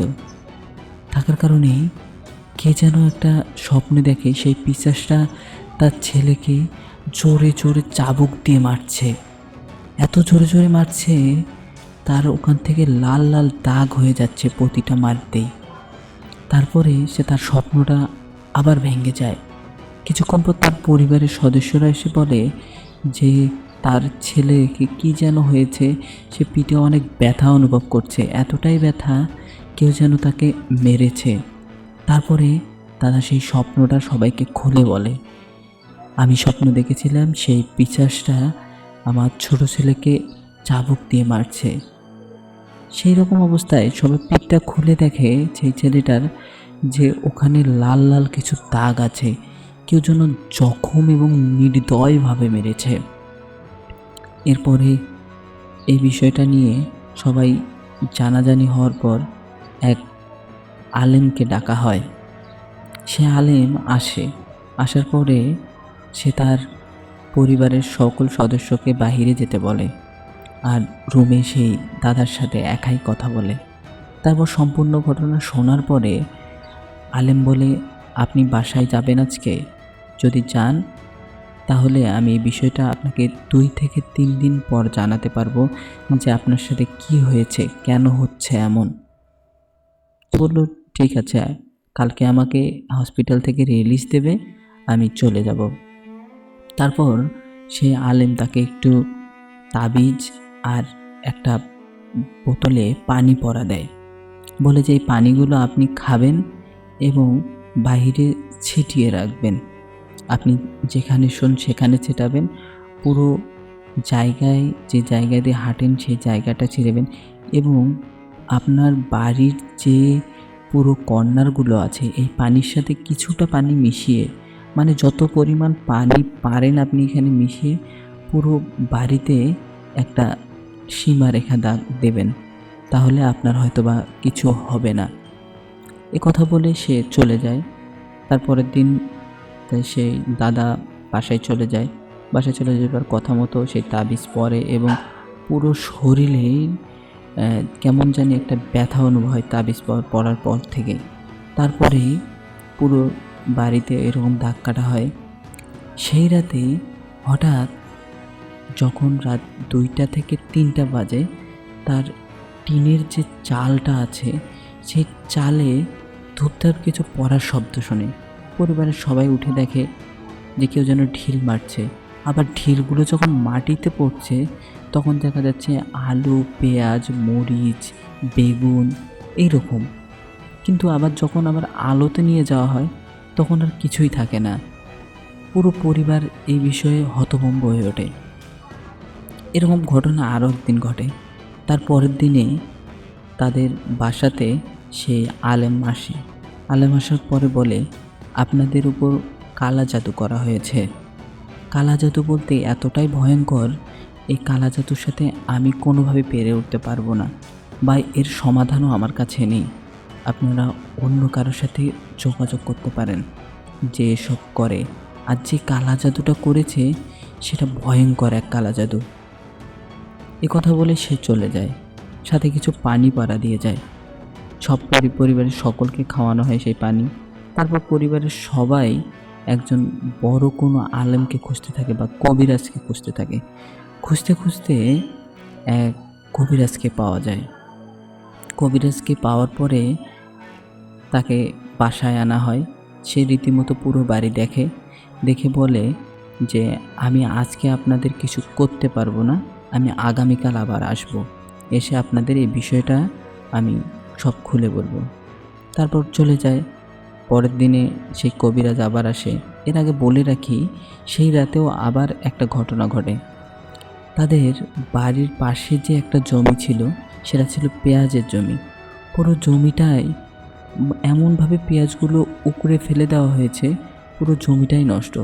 পেঁয়াজগুলো আর 2-1 মাস থাকলেই অনেক বড় হয়ে যেত এবং অনেক টাকা লাভ করা যেত। তারপর ধীরে ধীরে তাদের পরিবারের সকল সদস্যরা এইভাবেই বিভিন্নভাবে অসুস্থ হয়। কারো অসুখ হলে আরও ভালো হয় না, ধীরে ধীরে বেশি হতে থাকে এই অসুখগুলো। এমন একটা সময় সে পরের দিন সেই আলেম আসে বা কবিরাজ আসে, যেটাই বলেন আপনারা। বা সেই কবিরাজ আসার পরে সে তার সাথে পুরো ঘটনাটা খুলে বলে। সে বলে, আপনাকে কালা জাদু করা হয়েছে। সে কালা জাদুটা অনেক ভয়ঙ্কর কালা জাদু, যা এটা কাটানো কোনোভাবেই সম্ভব হচ্ছে না। সে বলল, কে করেছে কালা জাদু? সে তখন অনেকটা ভেবে বলে, আপনার পরিবারেরই কোনো না কোনো সদস্য এই কালা জাদুটা করেছে। তারপরে পরিবারের সকল সদস্য এক সদস্য আরেক সদস্যের দিকে তাকাতে থাকে, কিন্তু কারোই তো এইরকম কোনো চিন্তাভাবনা নেই যে তার পরিবারের সদস্যের উপর কালা জাদু করতে হবে। এমন একটা সময়ে সে তাকে বলে, কে কালা জাদু করেছে আপনি একটু বলবেন? কিন্তু আলেম বা কবিরাজ বলে যে আপনার পরিবারের একজন করেছে। যে তাকে বলা হয় যে কে করেছে আপনি আমাকে একটু জানান। তারপরে সে বলে, আমি এই ঘটনাটা শুনেছি আমার জিনের কাছ থেকে। তারপর সেই কবিরাজকে জিজ্ঞেস করা হয়, আমার পরিবারের কে? তখন সেই কবিরাজটা অনেকটাই বিভ্রান্ত হয়ে বলে, আপনি এর আগের একটা বিয়ে করেছিলেন, তাকে ছেড়ে দিয়েছিলেন কেন আপনি কি জানেন? সে বলে, আমার সাথে পরিবারের সম্পর্ক বনিবনা না হয় আমি তাকে ছেড়ে দেই। আপনি কি জানেন আপনি যখন তার স্ত্রীকে ছেড়ে দেন তার কি হয়েছিল? আপনি যখন আপনার স্ত্রীকে ছেড়ে দেন সে ছিল 1 মাসের গর্ভবতী। এই ঘটনাটা সে নিজেও জানতো না বা আপনিও জানতেন না। তারপর ওই মেয়েটার বিয়ে হয়, তার পরিবার তাকে একটা গরিব ফ্যামিলিতে বিয়ে দেয়। তার স্বামীটা ছিল অনেক অত্যাচারী। সে যখন জানতে পারে যে তার গর্ভে অন্য কারো বাচ্চা, সেই ছেলেটি বিভিন্নভাবে অত্যাচার করত। একটা সময় সেই মেয়েটিও ধীরে ধীরে অত্যাচার কাছে স্বীকার করতে করতে সে একদিন মারা যায়। আর আপনার সেই ছেলেটি বেঁচে ছিল। তখন সেই দাদু বলে, তাহলে কি আমার স্ত্রী আমার উপর কালা জাদু করেছে? সে বলে, না, সে তো অনেক আগেই মারা গেছে। কিন্তু মৃত্যুর আগে আপনার সেই স্ত্রী তার ছেলেকে বলে গিয়েছিল, তোর বাবা এখনো বেঁচে আছে, তোর বাবা এই ছেলে না, তোর বাবা আপনার কথা বলে গেছে। সেই ছেলেটি তখন রাগে ক্ষোভে প্রতিশোধ নেওয়ার জন্য আজ পর্যন্ত বিভিন্নভাবে আপনার উপর বিভিন্ন কালো জাদু করেছে। প্রথমবার একটা কালো জাদু করেছিল, কোনোভাবেই খাটাতে পারেনি। তারপর দ্বিতীয়বার করে, খাটাতে পারেনি। তৃতীয়বার এক বড় তান্ত্রিকের কাছে যায় সে তান্ত্রিকের কাছে গিয়ে সব বিষয় খুলে বলার পরে সেই তান্ত্রিক রাজি হয়েছিল এই কালা জাদু করার জন্য। এই জিনটা একটা এমন একটা ভয়ঙ্কর জিন যাকে সহজেই আটকানো যায় না। এই জিনটা দিয়ে আপনার উপর কালো জাদু করা হয়েছিল। কালো জাদুটা করেছে কিভাবে আপনি জানেন? সে দাদু বলে, কিভাবে করেছে আমাকে একটু বলুন। তারপরে বলা হয় সেই কথা, আপনি বাজারের সবচেয়ে বড় মাছটা কিনতেন না? সে বলে, হ্যাঁ, আমার ছোট ছেলে বাজারে গিয়ে বড় মাছটা কিনতো। সে যখন প্রথমবার কালা জাদু করে ব্যর্থ হয়, দ্বিতীয়বার কালা জাদু করে ব্যর্থ হয়, তৃতীয়বার কালা জাদু করে ব্যর্থ হয়, চতুর্থবার সে পরিকল্পনা করে, আপনি তো আপনার পরিবারের জন্য সব সময় বড় বড় মাছ কিনতেন, আর সেই মাছের ভিতরেই সে ধীরে ধীরে কালো জাদু করে। সেই কালো জাদুর মাধ্যমে যে মাছটা আপনি কিনেছেন ধীরে ধীরে আপনার পরিবারের সবাই খায়। এভাবে কিছুদিন আপনাদের খাওয়ানোর পরে এই কালা জাদুটা আপনার উপর প্রভাব বিস্তার করা শুরু করে। এরপর আপনারা অসুস্থ হন। কোনো ডাক্তারই আপনাদের কিন্তু রোগ ধরতে পারেনি। কথাটা সত্য কি না মিথ্যা সেটা আপনি জানেন। আপনি বিভিন্ন সময় দেখেছেন আপনার জমি নষ্ট করেছিল এই জিনটা, যার প্রভাব ছিল এই কালা জাদু। আপনার হাত ভেঙে দিয়েছিল এই জিনটাই, এর প্রভাবের কারণেই কিন্তু আপনি অসুস্থ হয়েছিলেন। তারপর আপনাকে বিভিন্ন সময় বিভিন্নভাবে স্বপ্ন দেখাতো। আমি যদি বলি এই ঘটনাগুলো সত্য, আপনি কি মানবেন? তখন হ্যাঁ, আমার সাথে এইরকম ঘটনা ঘটেছিল, আর অনেকবারই ঘটেছিল আমার সাথে এই ঘটনাগুলো। হ্যাঁ, আপনার সাথে ঘটবেই, কারণ আপনার উপরই এইভাবে কালো জাদুগুলো করা হয়েছিল। আর কালো জাদুগুলো করার কারণেই আজকে আপনার শরীরের এই অবস্থা, আপনার পরিবারের এই অবস্থা। তারপর বলে, তাহলে আমার এর থেকে বাঁচার উপায়? সে বলে, দুইটা উপায় আছে, আর প্রথমটা যদি না খাটে দ্বিতীয়টা আমি করতে পারবো কি না আমি জানি না। তখন তাকে বলা হয় যে কিভাবে এই কালো জাদু থেকে আমি মুক্তি পেতে পারি। মুক্তি পাওয়ার জন্য আপনার সেই ছেলেকে খুঁজে বের করতে হবে, খুঁজে বের করে তার কাছে ক্ষমা চাইতে হবে, তাহলে হয়তোবা এখান থেকে আপনি মুক্তি পেতে পারেন। তারপর সেই কবিরাজের কাছে গিয়ে বা তান্ত্রিকের কাছে গিয়ে এই কালো জাদুটা নষ্ট করে দিতে হবে। তখন সেই মোতাবেক অনেকভাবে কাজ করার চেষ্টা করা হয়, খুঁজে বার করার চেষ্টা করা হয় যে এই ছেলেটাকে কোনোভাবেই যখন পাওয়া যাচ্ছিল না, বাজারে যেদিনই সে বড় মাছ কিনতে যেত সেদিনই তাকে খোঁজা হতো। একদিন এইভাবে একটা ছেলের খোঁজ পাওয়া যায়। সে খোঁজ পাওয়ার পরে তারপরে তাকে বলা হয়, তুমি আমার উপর কালো জাদু করেছো?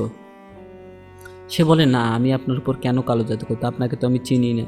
সে বলে, তুমি আমার ছেলে, আমি এটা জানি। তারপরে একটা হৃদয় বিদারক ঘটনা ঘটে যায়।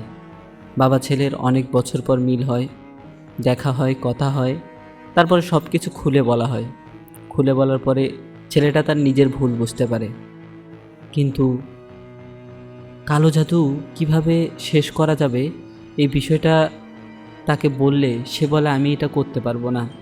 আমি এক তান্ত্রিকের কাছে গিয়েছিলাম, যে তান্ত্রিকটা আমাকে এইসব করে দিয়েছিল।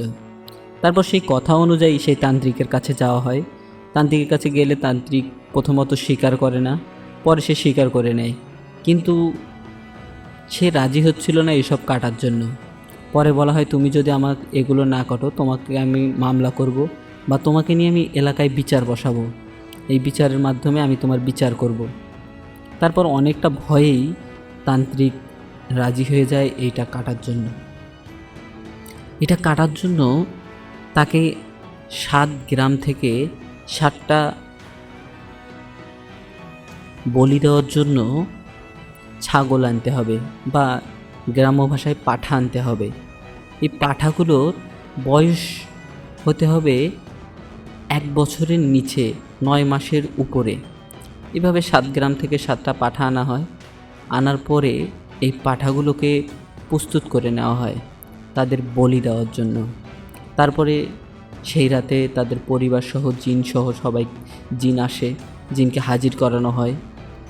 ওই ছাগলগুলোকে বলি দেওয়া হয়। বলি দেওয়ার মাধ্যমে এই কালো জাদুটা ধীরে ধীরে নষ্ট হয়ে যায়। তারপর পরিবারের সবাই সুস্থ হয়, আর সেই ছেলেটা ফিরে পায় তার বাবার সব অধিকার। তারপর ধীরে ধীরে পরিবারের সকল সদস্য তাকে নিজের আত্মীয় বা স্বজন হিসেবে মেনে নেয় এবং স্বীকৃতি দেয়। এভাবেই ঘটনাটা এখানেই শেষ হয়ে যায়। ধন্যবাদ। ভালো লাগলে আরও নতুন নতুন কিছু যদি ঘটনা আমার সংগ্রহে থাকে আমি আপনাকে পাঠাবো। আশা করছি আপনি এই ঘটনাটি প্রকাশ করবেন। ধন্যবাদ তোমাকে সৌদি আরব থেকে আমাকে এই ঘটনাটা পাঠানোর জন্য। চলুন কথা না বাড়িয়ে আরেকটি ঘটনা পড়ে শোনানো যাক। আসসালামু আলাইকুম জিসান জনি ভাই, আশা করি ভালো আছেন, ভালোর দলে আছেন। হ্যাঁ, আমরা ভালো আছি, ভালোর দলে আছি। আজকে যে আমি ঘটনাটা বলবো, এই ঘটনাটা একটা মেয়ে মানুষকে বশীকরণ করার জন্য একজন বন্ধু আমার করেছিল। প্রথমে সে মেয়েটিকে অনেক ভালোবাসতো, এতটা ভালোবাসতো যে সে তার জীবন থেকেও যেন তাকে বেশি ভালোবাসে।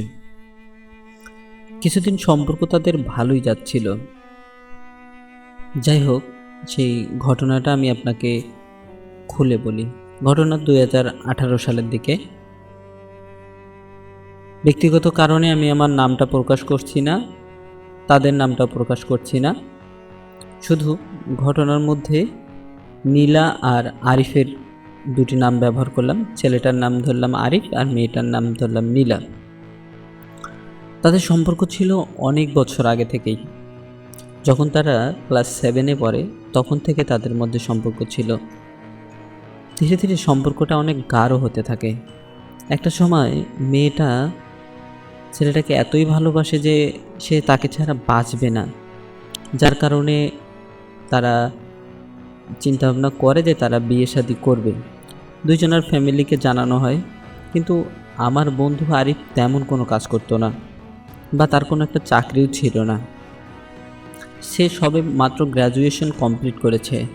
মেয়েটা তখন ইন্টার সেকেন্ড ইয়ারে পড়ে। কিন্তু মেয়ের ফ্যামিলি না মানলেও ছেলের ফ্যামিলি অনেকটা চাপে পড়েই মেনে নিয়েছিল। কিন্তু মেয়ের বাবা কোনো মতেই তার সাথে কোনো বিয়ে দিচ্ছিল না। এরপরে শুরু হয় আর এক কাহিনী। একটা আর্মিতে চাকরি করা ছেলে সেই মেয়েটিকে দেখে পছন্দ করে। নীলা অনেক সুন্দর ছিল, যার কারণে এক দেখাতেই সবারই পছন্দ হবে।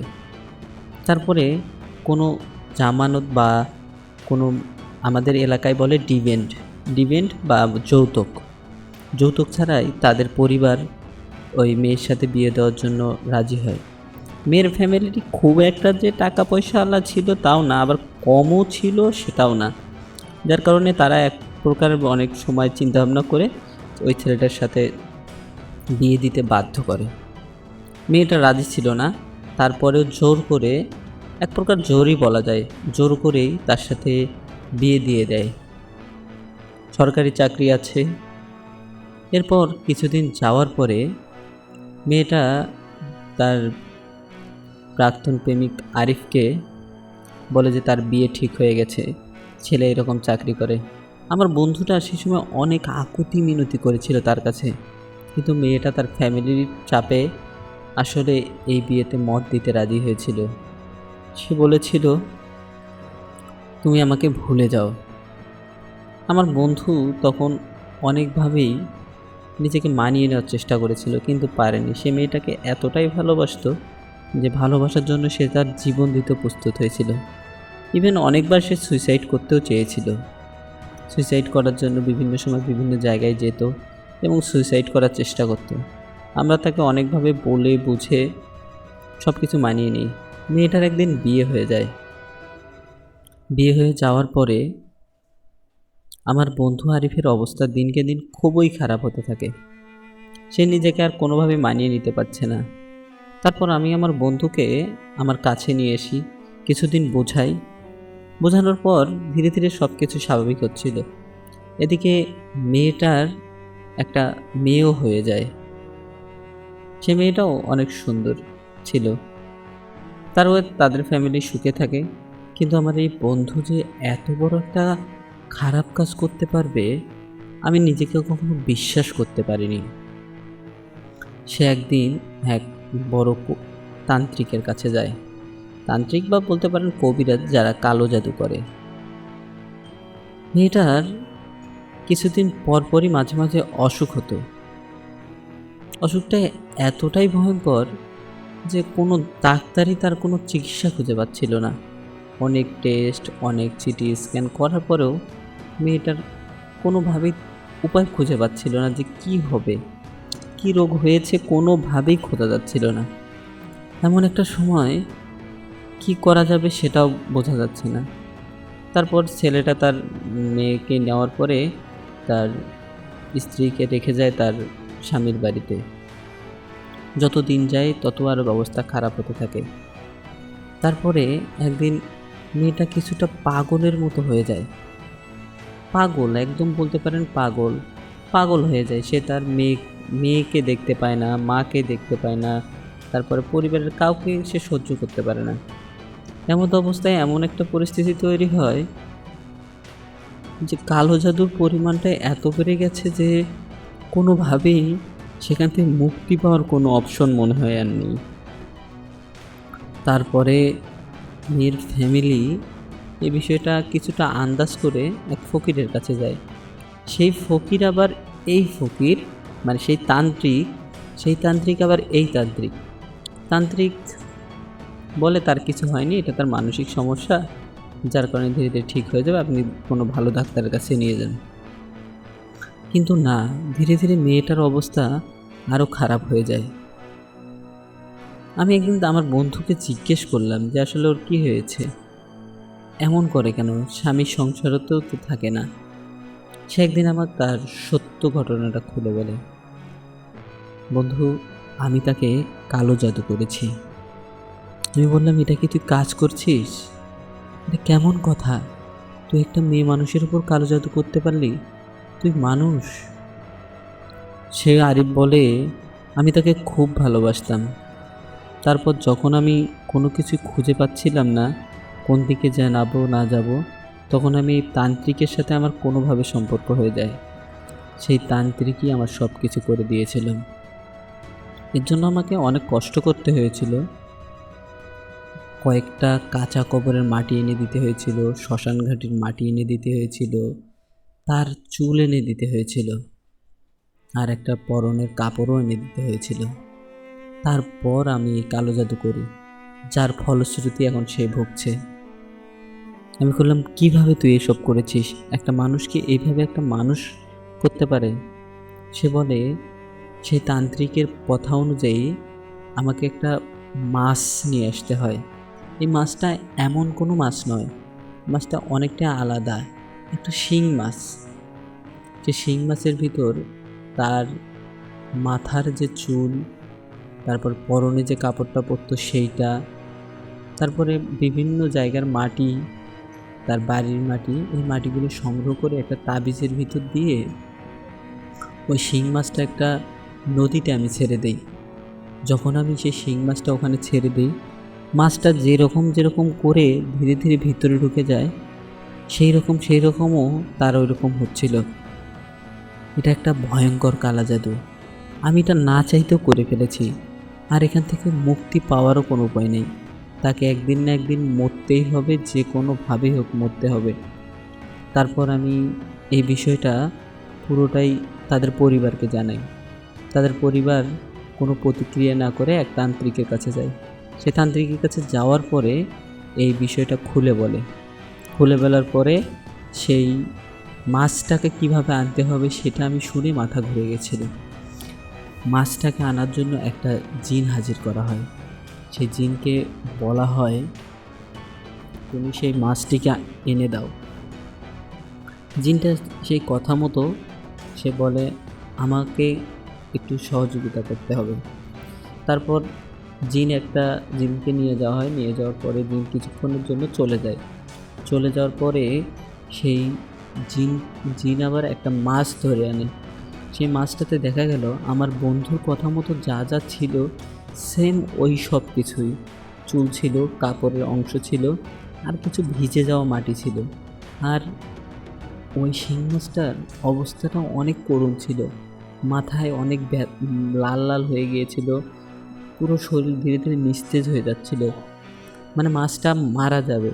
তখন তান্ত্রিক বলে এই মাছটা যখন মারা যেত সাথে সাথে তোমার এই মেয়েটিও মারা যেত। মাছটার যে যে দশা হতো সেম দশা তার সাথে হতো। এভাবেই মারা যেত এই মেয়েটি।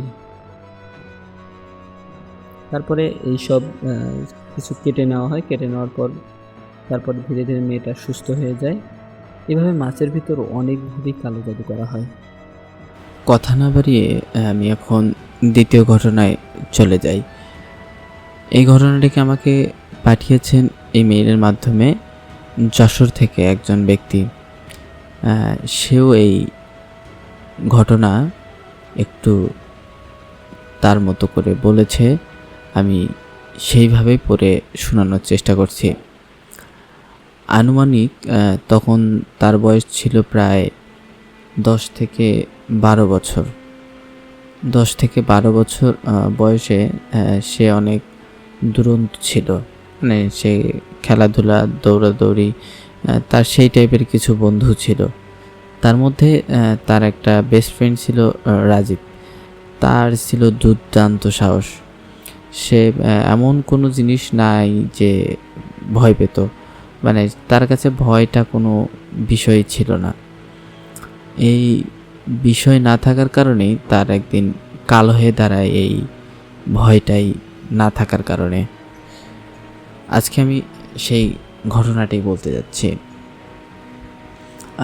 আমরা মাঝে মাঝে করতাম কি, রাত করে চলাফেরা করার জন্য বাঁশ কেটে কেটে ওখানে কিছু কেরোসিন তেল দিয়ে বা আমাদের যে পাট থেকে কিছু পাটের আঁশ নিয়ে জমায় জমায় ওখানে লাইট দিয়ে আমরা ঘুরে বেড়াতাম এলাকায়, মানে মশাল নিয়ে আর কি ঘোরাঘুরি করতাম। আমাদের এই অভ্যাসটা অনেক আগে থেকেই ছিল।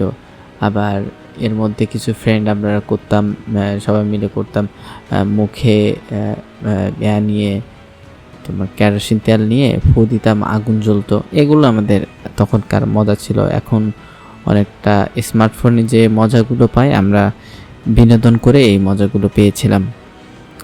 মাঝে মাঝে কারো বাসা থেকে হাঁস চুরি করতাম বা মুরগি চুরি করতাম, করে আমরা জবাই টবাই করে খেতাম সবাই মিলে আর কি। এই বিষয়ে অনেকবার ফ্যামিলিতে নালিশ গেলেও আমরা আসলে এটা ওইভাবে দেখিনি, আমরা আমাদের মতো করে চলেছি।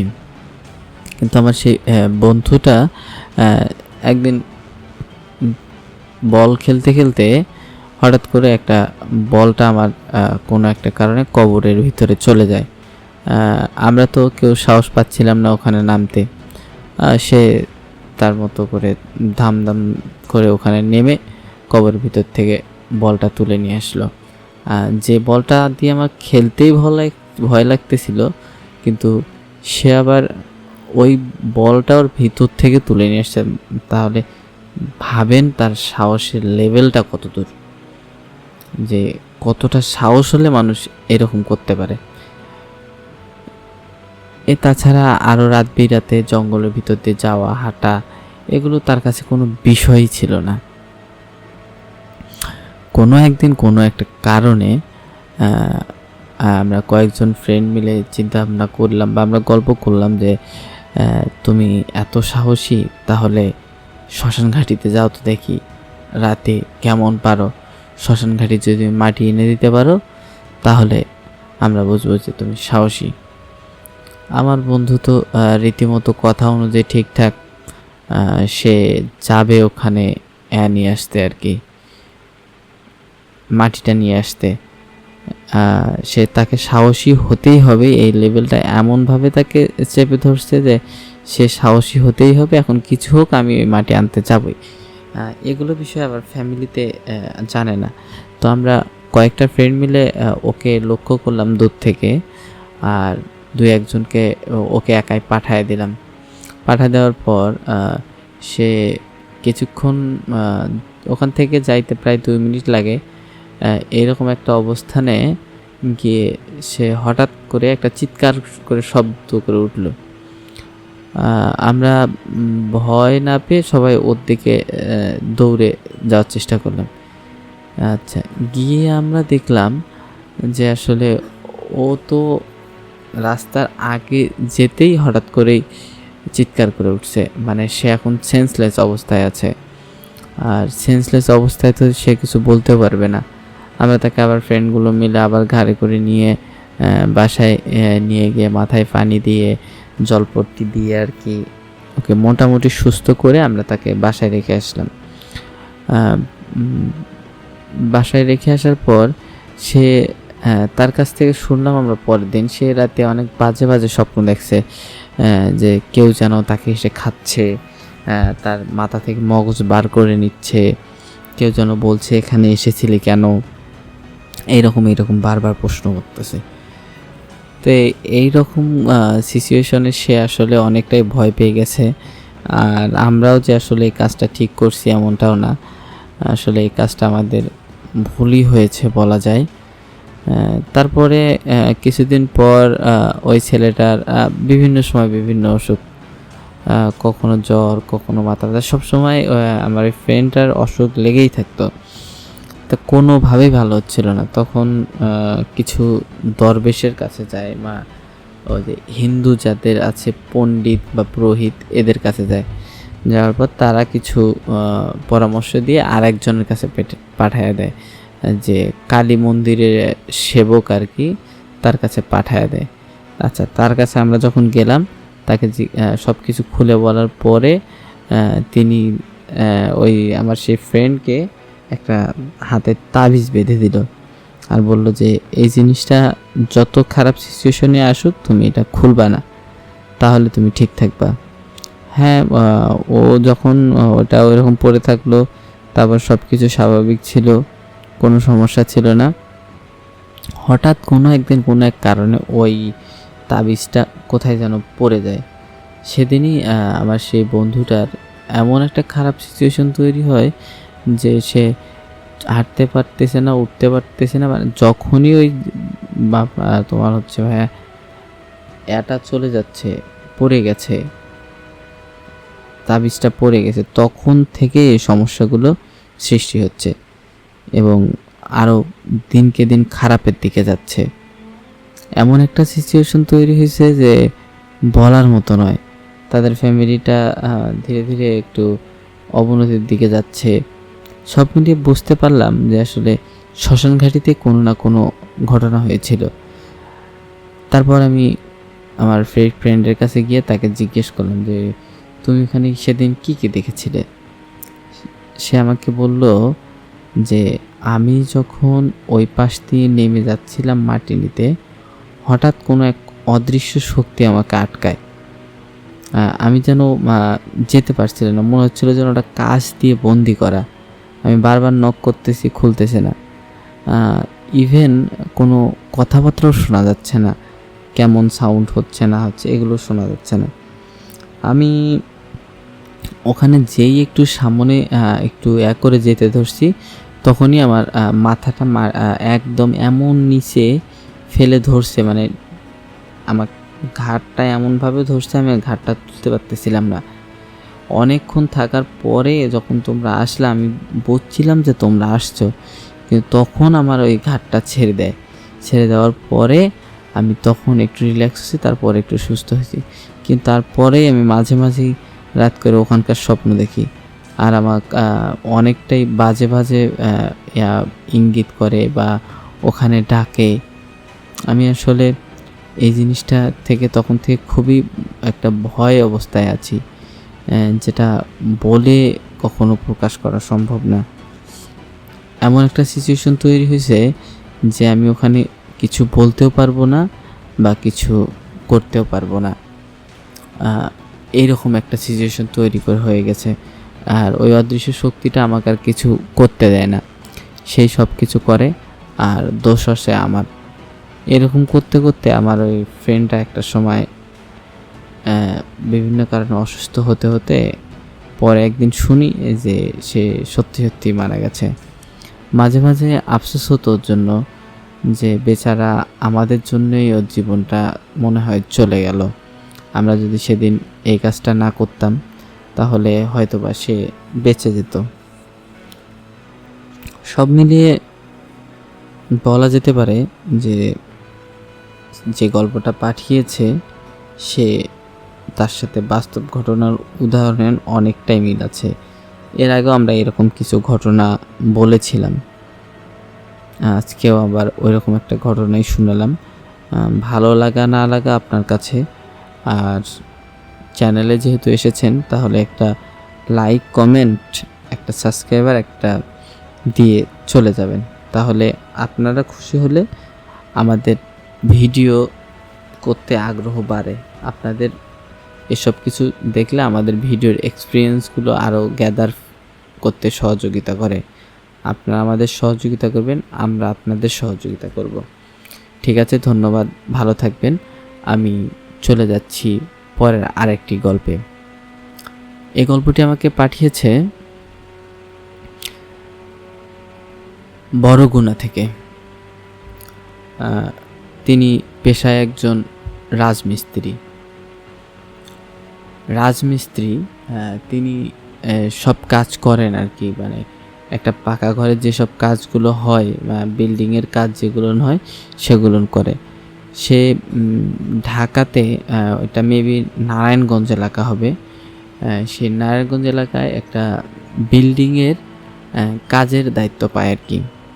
আচ্ছা, সেই বিল্ডিংয়ের কাজ যখন সে দায়িত্ব পায়, সে বিল্ডিংটা পরিদর্শন করার জন্য বা কোন এরিয়াতে হবে ওইটা দেখার জন্য যাচ্ছিল।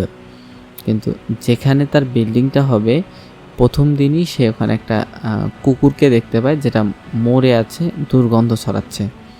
সে কোনোভাবে ইঞ্জিনিয়ারদের সাথে কথা বলে ওই কুকুরটা ওখান থেকে সরানোর ব্যবস্থা করলো। তার কিছুদিনের মধ্যেই ওখানে খনন কাজ শুরু হলো। প্রথম দিন খনন করতেই কিছু মানুষের চুলের মতো কিছু পাওয়া গেল। এগুলো বিষয়ে প্রশাসন সব কিছুকে জানানো হলো, কোনো উত্তর পাওয়া গেল না। ওইটা আরও একটা জিনিস আমি সেদিনকে ওখানে দেখা গেল যে হচ্ছে কোনো কিছুতেই তারা স্বাভাবিকভাবেই নিচ্ছিল। এই রাজমিস্ত্রি লোকটি একদিন সে বাজার করে ফিরছে এমন একটা সময়ে, তো হঠাৎ দেখে তার বাসায় যখন আসবে সেই সময় দেখে যে হঠাৎ করেই যেন তার হাত পাগুলো কাজ করা বন্ধ করে দিচ্ছে। আসলে সে কি করবে না করবে এটা ভেবে পাচ্ছিল না। এই সময় এক সময় সে বাজার কিছু করছিল, তো সে বাজারগুলো কিছু সাইডে রেখে হাতটা অনেকক্ষণ ধরে টানাটানি করে একটু যখন স্বাভাবিক হলো, এইসব বাজার নিয়ে সোজা বাসায় আসার পরে তার অন্যান্য কাজ যেগুলো আছে সেগুলো করতে থাকে। এমন একটা সিচুয়েশনে তেমন কিছু বোঝা বড় মুশকিল ছিল।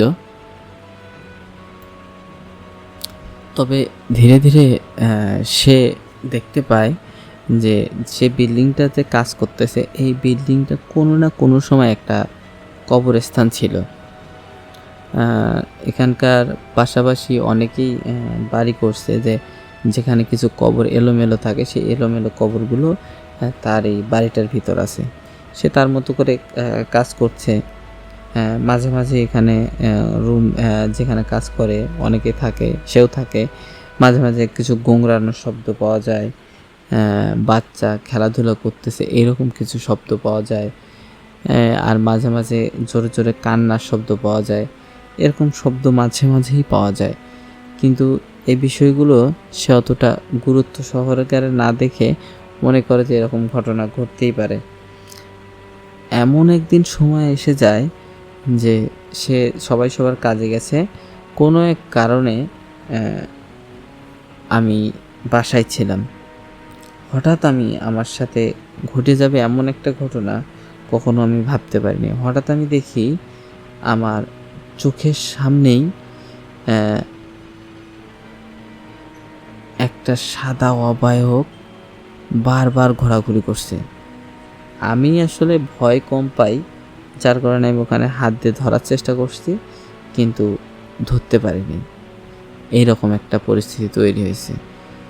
কিন্তু তারপরেও আমি মাঝে মাঝে ওই রকম উড়ে গেলে আমি ট্রাই করি যে কোনোভাবে ধরা যায় কিনা।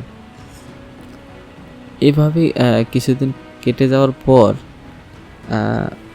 সাদা অবয়ব দেখার পরে আমি আসলে ওইভাবে ভয় পেলাম না।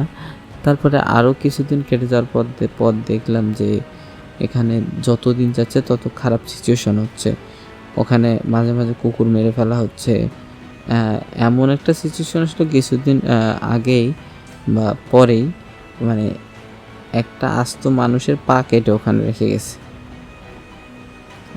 মানুষ কতটা খারাপ হলে এরকম কাজ করতে পারে। কোম্পানি তো আসলে কোম্পানির গতিতেই চলবে, সেটা তো আমরা সবাই জানি।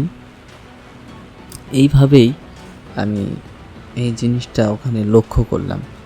তারপরে মাঝে মাঝেই কিছু অবাক দেখি, মাঝে মাঝে কিছু মনে হয় তারা ছুটে ছুটে আসে। এখানে এরকম একটা সিচুয়েশন তৈরি হয়। আসলে এসব বিষয় কতটা সত্য মিথ্যা আমি ওইভাবে যাচাই করিনি। আমার কাছে ভালো লাগলো, তাই আমি আপনার কাছে ঘটনাটা শেয়ার করলাম। ধন্যবাদ, ভালো থাকবেন। ভৌতিক ঘটনাগুলো মানুষের জীবনের সাথে কোনো না কোনোভাবে ঘটেই থাকে। এগুলো মানুষের একটা অংশের মধ্যেই পড়ে। জিন ইনসান যেমন আছে, আমাদের এইসব বিশ্বাস করতে হবে। আল্লাহ তাআলা আমাদের সৃষ্টি করেছেন এই জিন এবং ইনসান থেকে। আমরা মাটির তৈরি হলেও জিনেরা কিন্তু আগুনের তৈরি। তাদের দৃশ্যমান কিছু আমরা দেখতে পাই না, তাদের উপস্থিতি আমরা বুঝতে পারি না, কিন্তু তারা আমাদের দেখতে পায়। আর জিনের আকার আকৃতি কেমন সেটা আমরা জানি না। এ বিষয়ে সূরাতে আমরা অনেক কিছু জানতে পারি। জিন আছে এটা আমাদের বিশ্বাস করতেই হবে। আমরা বিশ্বাস না করলে মুসলিমের মধ্যে পড়ব না। এরকমই এক বুজুর্গ লোক আমাকে একটি ফেসবুকের মাধ্যমে মেসেজে তার সাথে কিছু ঘটে যাওয়া গল্পের কথা বলেছে। সে প্রতিদিন 5 ওয়াক্ত নামাজ পড়ত। ফজরের নামাজ সে সবসময় মসজিদে গিয়েই পড়তে বেশি ভালোবাসত। এমন একদিন একটা সময় সে ফজরের নামাজের আগে উঠে যায়, অনেক আগে, তার ঘুম ধরছিল না। এইরকম একটা সময়ে তার সাথে এমন কিছু ঘটে গেছে, সে নিজেকে কখনো এই বিষয়টা দিয়ে বিশ্বাসই করতে পারছিল না।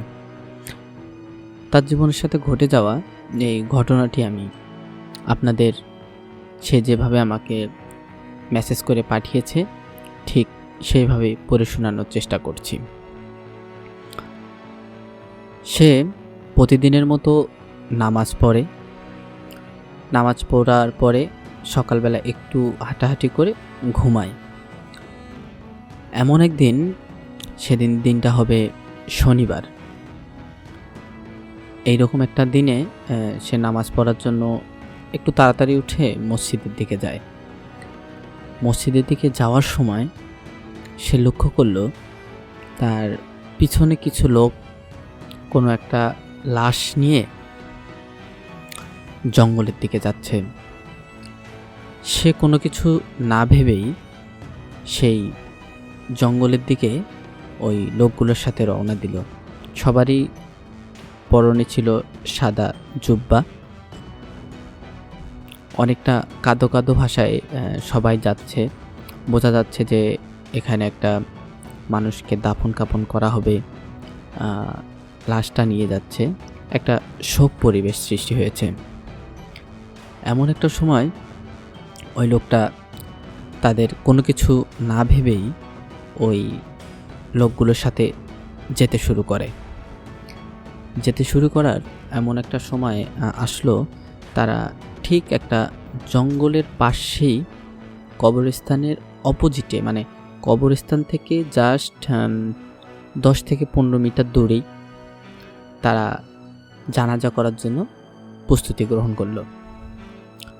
প্রস্তুতি গ্রহণ করার পর তারা চিন্তা ভাবনা করলো যে তারা ওখানে গিয়ে নামাজ পড়বে, জানাজা পড়বে, পড়ার পর তার ওই দেহটা বা লাশটা তারা কবর দিবে। এমন সময় সেই লোকটা ওখানে উপস্থিত, ওদের সাথেই জানাজায় দাঁড়ায়। সে মানুষগুলোকে ওইভাবে দেখতে পাচ্ছিল না। তার ভিতরে সে যে এরকম একটা অবস্থানে গেছে, তার এ বিষয়ে কোনো ইন্টেনশন ছিল না। সে ভাবছে একজন মানুষের জানাজা হবে, জানাজায় একজন মুসলিমের যাওয়া দরকার, এই জন্যই সে ওখানে যায়। এইরকম পর্যায়ে এসে সে চিন্তা ভাবনা না করারই কথা, বা আপনি আমি হলেও এটা চিন্তা করতাম না। তার কথা মতো আমি ওখানে গেলাম।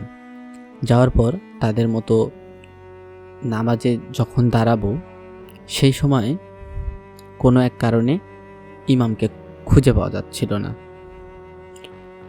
আমি সেখানে গেলাম। যাওয়ার পর আমি ইমামের জন্য দাঁড়ালাম। তখন সবাই আমার পিছনে এসে দাঁড়ালো। আমি সেই রীতিমতো জানাজার যেসব দোয়া কালাম পড়ে জানাজা করাইতে হয়, আমি সেটা করার জন্য সবাইকে তাকবীর এবং এই মৃতদেহ সম্পর্কে কিছু বললাম। আমি ওখানে বলেছিলাম যে প্রত্যেক মানুষকে একদিন মৃত্যুর স্বাদ গ্রহণ করতে হবে।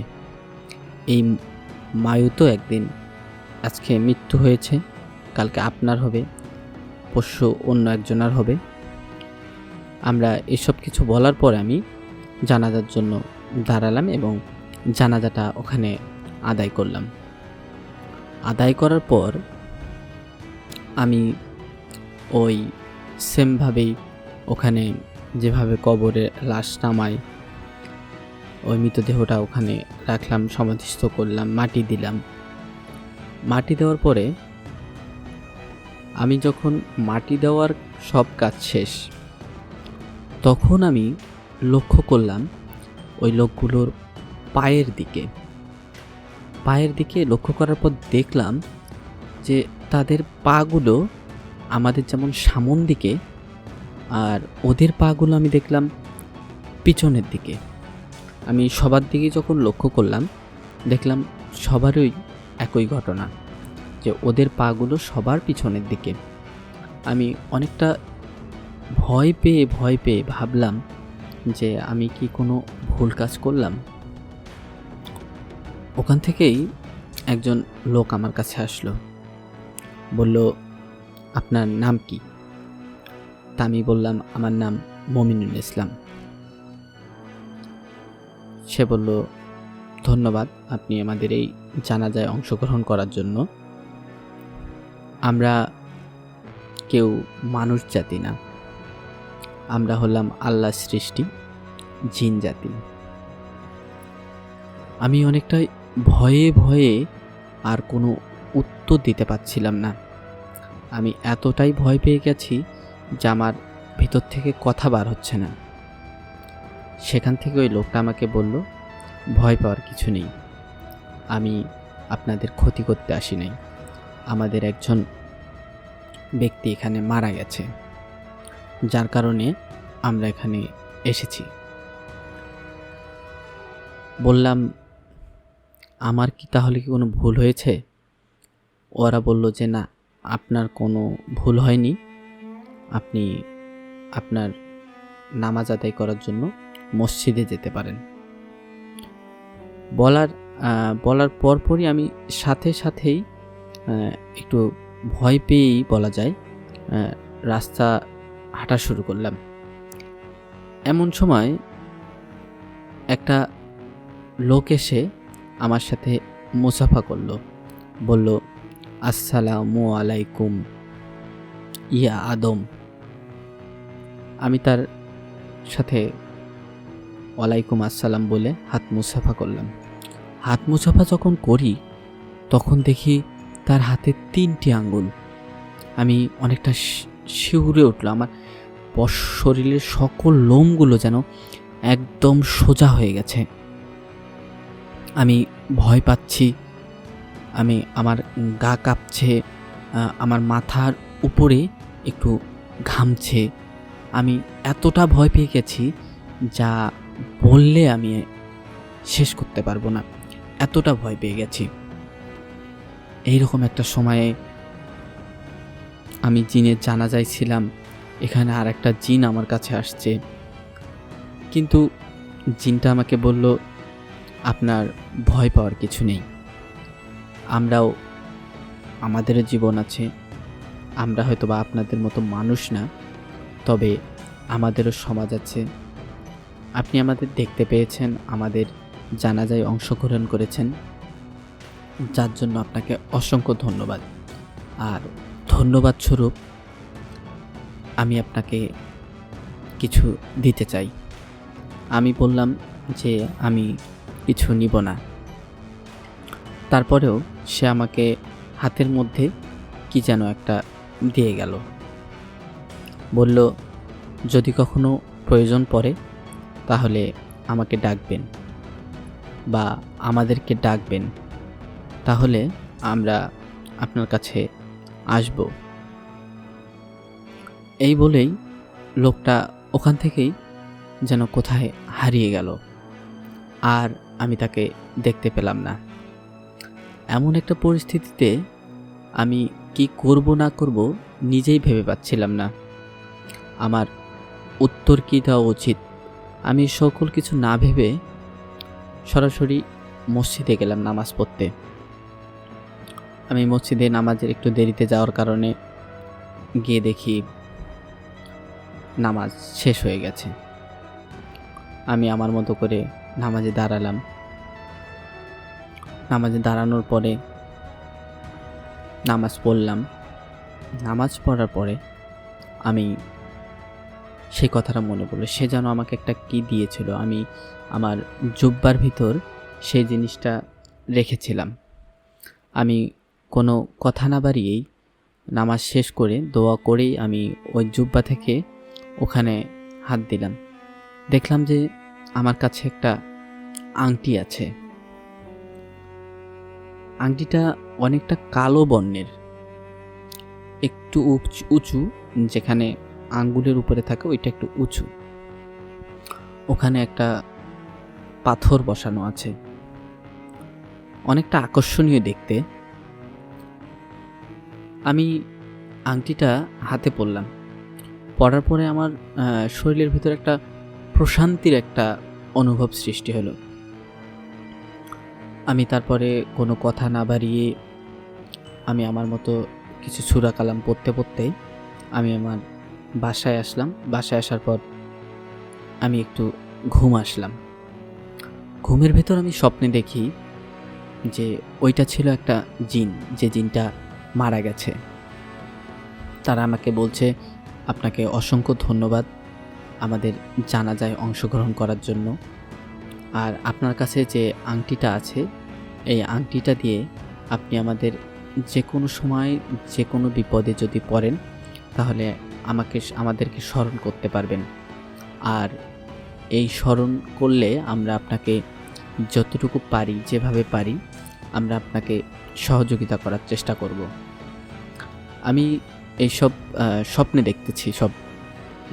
আবার ঘুম থেকে উঠে দেখি সব কিছু স্বাভাবিক, আমার আংটিটা হাতেই আছে। তারপরে কখনো আমি আংটিটার বার করার প্রয়োজন মনে করি নাই, আমার হাতে এখনও আছে। আংটিটা ছবি চাইলে আমি আপনাকে দিতে পারবো। আর এই ঘটনাটা যেটা আমার সাথে ঘটে গেছে এটা একদম সত্য কথা। আর এই ঘটনা পর থেকেই আমার অনেক কিছুই যেন, যে কোনো সমস্যায় আমি ছিলাম মোটামুটি আমি সব সমস্যা থেকেই সমাধান পেয়ে গেছি। যেমন বলতে পারেন, আমার যে জমিতে ফসলি আবাদ কম হতো, আমি যদি সেই জমিতে গিয়ে আমি আবার চাষবাদ শুরু করি, সেখানে আমার ফসল অনেক বেশি হয়, বাজারের চেয়ে বেশি মূল্যেই আমার পণ্য ক্রয় করে মানুষ। তারপর থেকে আমার আংটিটার কোনো প্রয়োজন বলতে আমি এটা পরেই সবসময় থাকি, আর ওইভাবে আমি ওদেরকে কখনো ডাকি নাই। তাছাড়া আমার অনেক সময় অনেক কাজে জিন ছড়াতে হয়, অনেক লোক আসে আমার কাছে, আমি এগুলো টুকটাক কাজ করি। সেক্ষেত্রে আমার এই আংটিটাকে দেখলেই সব খারাপ জিনগুলো তারা ভয় পায় সব সময়। জানি না এই আংটিটার মধ্যে কী এমন অলৌকিক শক্তি আছে, কিন্তু এই অলৌকিক শক্তি না থাকলে হয়তো বা আমার এই আংটিটা দেখলে কেউ ভয় পেত না, বা জিনেরা ভয় পেত না। তারপর থেকেই আমার সাথে আর কোনো খারাপ কিছু হয়নি, আর আমি আমার মতো করেই চলি, এখানেও কোনো সমস্যা হয়নি। আংটিটা আমার ভাগ্যের চাকাটা যেন পরিবর্তন করে দিয়েছে। তাই আমি আল্লাহ পাকের ওপর বিশ্বাস রাখি সব সময়। আল্লাহ যা করে ভালোর জন্যই করে, আমার জন্যই হয়তো এইভাবে কিছু ভালো লিখে রাখা ছিল, যার জন্য আমি এটা পেয়েছি।